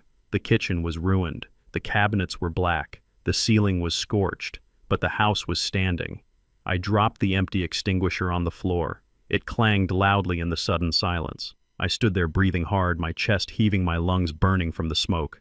I wiped the soot from my face and looked at Brittany. She was backed into a corner by two officers covered in white powder, looking like a ghost. Her laughter had died. She looked at the extinguished fire and realized she had failed even at destruction. "Get her out of here," I growled. "Before I forget, I am a civilized man." The officers didn't need to be told twice. They grabbed her roughly, dragging her through the sludge of water and chemical foam. She didn't scream this time. She just stared at me with dead, hateful eyes. I turned my attention to the other problem in the room. Darnell. He was standing by the refrigerator, untouched by the fire, untouched by the fight. He was staring at the damage, wringing his hands. "Oh God," he moaned. "The kitchen. It is ruined. How much will this cost? We need to call the insurance. Dad, do we have coverage for arson?" I looked at him, and I felt the last tether of fatherhood snap. He wasn't worried that his wife had almost burned us alive. He wasn't worried about his son. He was worried about the insurance claim. He was worried about the money. Even in the face of death, he was a parasite. I walked over to him. I was covered in soot. I smelled like smoke and sweat. I looked like a nightmare. "You are worried about the cost?" I asked, my voice dangerously low. Darnell looked at me, blinking. "Yes. I mean, this is expensive wood, Dad. We need to fix it before we sell." "We," I repeated. "There is no we, Darnell. There hasn't been a we since you let that woman put my grandson in the snow." I reached out and grabbed him by the lapels of his coat, the expensive wool coat I had thrown at him earlier. I bunched the fabric in my fists, pulling him close until our noses were almost touching. "You wanted to be the man of the house," I said. "You wanted the title, you wanted the prestige. But when the fire came, you hid. You let an old man fight the flames while you cried about the furniture." "Dad, stop. You are hurting me," he whined, trying to pry my fingers loose. "I am not hurting you yet," I said. I spun him around. I marched him toward the back door, the sliding glass door that led to the patio. The patio where the snow was deep and the wind was cruel. "Where are we going?" Darnell stammered, stumbling as I pushed him. "You like the cold," I said, kicking the door open. "You let your son sit in it for an hour. You watched him freeze from your warm dining room. You thought it was discipline." I dragged him onto the patio. The temperature had dropped. It was easily 10 degrees now. The wind cut through my flannel shirt like a knife, but I didn't feel it. I was burning with a righteous heat. "No, Dad. Please," Darnell cried, realizing what was happening. "I don't have a car. I don't have anywhere to go. It is miles to the nearest hotel. You should have thought about that before you became a monster," I said. I shoved him. I put all my weight, all my disappointment, all my rage into that shove. He flew backward off the patio and landed in a snowdrift. He floundered, flailing his arms, gasping as the icy powder went down his collar. He tried to scramble back up. He tried to reach for the door handle. "Dad, let me in," he screamed. "I will freeze." I looked down at him. He looked pathetic. He looked small. He looked exactly like Leo had looked hours ago, huddled in the snow. But Leo was innocent. Leo was a child. Darnell was a man who had made his choices. I grabbed the handle of the sliding door. Feel it, Darnell, I said, looking him in the eye. Feel the cold. Let it bite you. Let it remind you of what you did. And remember this feeling every time you think about asking me for a dime. I slammed the door shut. I threw the lock. Darnell pounded on the glass. He pressed his face against it, his tears freezing on his cheeks. He mouthed the word please over and over again. I reached for the curtains, the heavy velvet curtains Brittany had picked out. I pulled them shut, blocking him from view, blocking him from my life. I turned back to the kitchen. The CPS worker was standing there holding Leo. She looked at me with a mixture of fear and respect. "Is he going to be okay?" she asked, pointing at the curtain. "He has a coat," I said, picking up my crowbar. Which is more than he gave his son. The flashing lights outside intensified as more vehicles arrived. They were taking Brittany away. They were taking the Harringtons away. And now they would see Darnell wandering in the snow, a king without a castle, a father without a son. I walked over to Leo. I brushed a smudge of soot from his cheek. "Ready to go home?" I asked him. He nodded, burying his face in my shoulder. I carried him out the front door, past the police, past the fire trucks, past the wreckage of the life I had built for an ungrateful son. I put Leo in my truck. I buckled him in. As I walked around to the driver's side, I saw movement in the peripheral vision. Darnell had made his way around the house. He was standing at the end of the driveway, shivering violently, his expensive shoes buried in the snow. He watched me get into the truck. He didn't wave. He didn't call out. He just stood there, shaking alone in the darkness. He looked like a ghost of the man I hoped he would be. I started the engine. The heater roared to life. I pulled out of the driveway, my tires crunching on the ice. I didn't look back at him. I couldn't. If I looked back, I might turn to salt. And I had a boy to raise. I drove into the night, leaving the cold and the fire behind me. The rearview mirror was dark, but in my mind I could still see him standing there, a silhouette against the snow, learning the hardest lesson of his life. The cold does not care who you are. It only cares if you have shelter. And Darnell Freeman had just burned his down. 6 months later, the ice had melted from the lake, and the world had turned from gray to a vibrant, aching green. I sat on the porch of my cabin, a mug of black coffee in my hand, watching the sun burn the mist off the water. The air smelled of pine needles and damp earth, a sharp contrast to the smell of smoke and expensive perfume that had choked me back in November. It was quiet here. The only sounds were the wind in the hemlocks and the rhythmic casting of a fishing line. I looked down at the dock I had built with my own hands 20 years ago. Standing at the end of it was a boy who looked nothing like the freezing, terrified child I had pulled out of a snowbank. Leo was wearing a fishing vest that was 2 sizes too big and a baseball cap pulled low over his eyes. He was holding my old spinning rod with a focus that would make a surgeon jealous. He had gained 10 pounds since Thanksgiving. His cheeks were round and flushed with health. The dark circles under his eyes were gone, replaced by the brightness of a childhood finally being lived. He cast the line. The lure hit the water with a soft plop. "Got one, Grandpa," he shouted, turning to look at me. I smiled. It was a genuine smile, one that reached my eyes. The stutter was gone. It had vanished about 3 months ago, around the same time he stopped having nightmares about locked doors and cold places. We had spent the winter here, just the two of us. We read books by the fireplace. We built birdhouses. We learned how to identify tracks in the snow. I taught him that mistakes were just opportunities to learn, not reasons for punishment. I taught him that a broken plate was just ceramic and gravity, not a moral failing. "Bring it in, son," I called back. "Keep the tip up." He reeled it in, fighting the base with a determination that made my chest ache with pride. He landed it a nice 3-pounder. He didn't flinch when it flopped on the wood.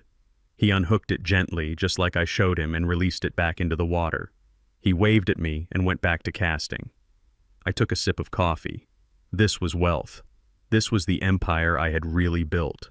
The $42 million in the trust fund was just insulation. It kept the wolves away.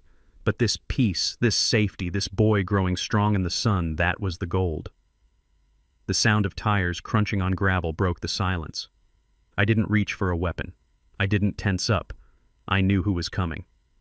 The black sedan wound its way down the long driveway and parked next to my truck. Strickland stepped out. He wasn't wearing his usual charcoal suit. He was wearing khakis and a polo shirt, the closest he ever came to casual. He carried a thick manila envelope under his arm. He He walked up the steps and sat in the rocking chair next to me. "Good morning, Bernard," he said, looking out at the lake. "The base are biting, I see." "They are hungry," I said, "just like justice." Strickland handed me the envelope. It was heavy. It felt like finality. "It is done," he said. "The judge signed the sentencing orders yesterday afternoon. I wanted to bring them to you personally." I opened the envelope. I pulled out the court transcripts and the judgment summaries. I read them slowly, savoring every legal term every year mandated by the state. Brittany Freeman convicted of first-degree child abuse, arson, and attempted insurance fraud. The judge had not been lenient. The video evidence was undeniable, and her courtroom demeanor had been atrocious.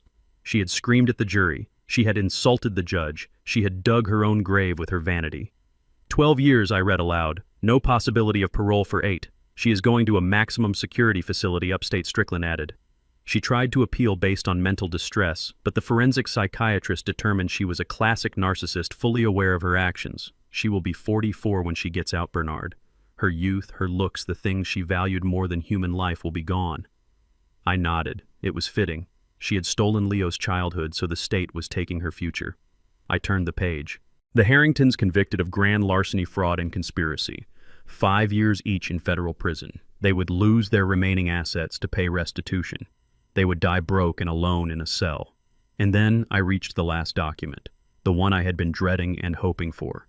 Darnell Freeman convicted of child endangerment and accessory to arson. 8 years, I said, my voice flat. He took a plea deal, Strickland explained. He testified against Brittany. He admitted everything. The gambling, the theft, the negligence. He cried through the whole deposition, Bernard. He asked for you. He wanted me to give you a letter. Strickland reached into his pocket and pulled out a folded piece of notebook paper. I didn't take it. I looked at the paper trembling in Strickland's hand. "Burn it," I said. Strickland paused. "Are you sure? It might offer closure." "I have closure," I said, looking at the boy on the dock. "My closure is fishing down there." Darnell made his choice. He chose the cold. Let him sit in it. Strickland put the letter back in his pocket. He understood. He was a shark, but he was a father too. He knew that some lines once crossed could never be uncrossed. "There's one more thing," Strickland said, tapping the bottom of the envelope. "The payoff. The reason we fought so hard." I pulled out the last document. It wasn't a sentencing order. It was a decree from family court. It was printed on heavy bond paper with a gold seal at the bottom. Final decree of adoption. I read the name on the line. It wasn't Leo Freeman, son of Darnell. It was just Leo Freeman.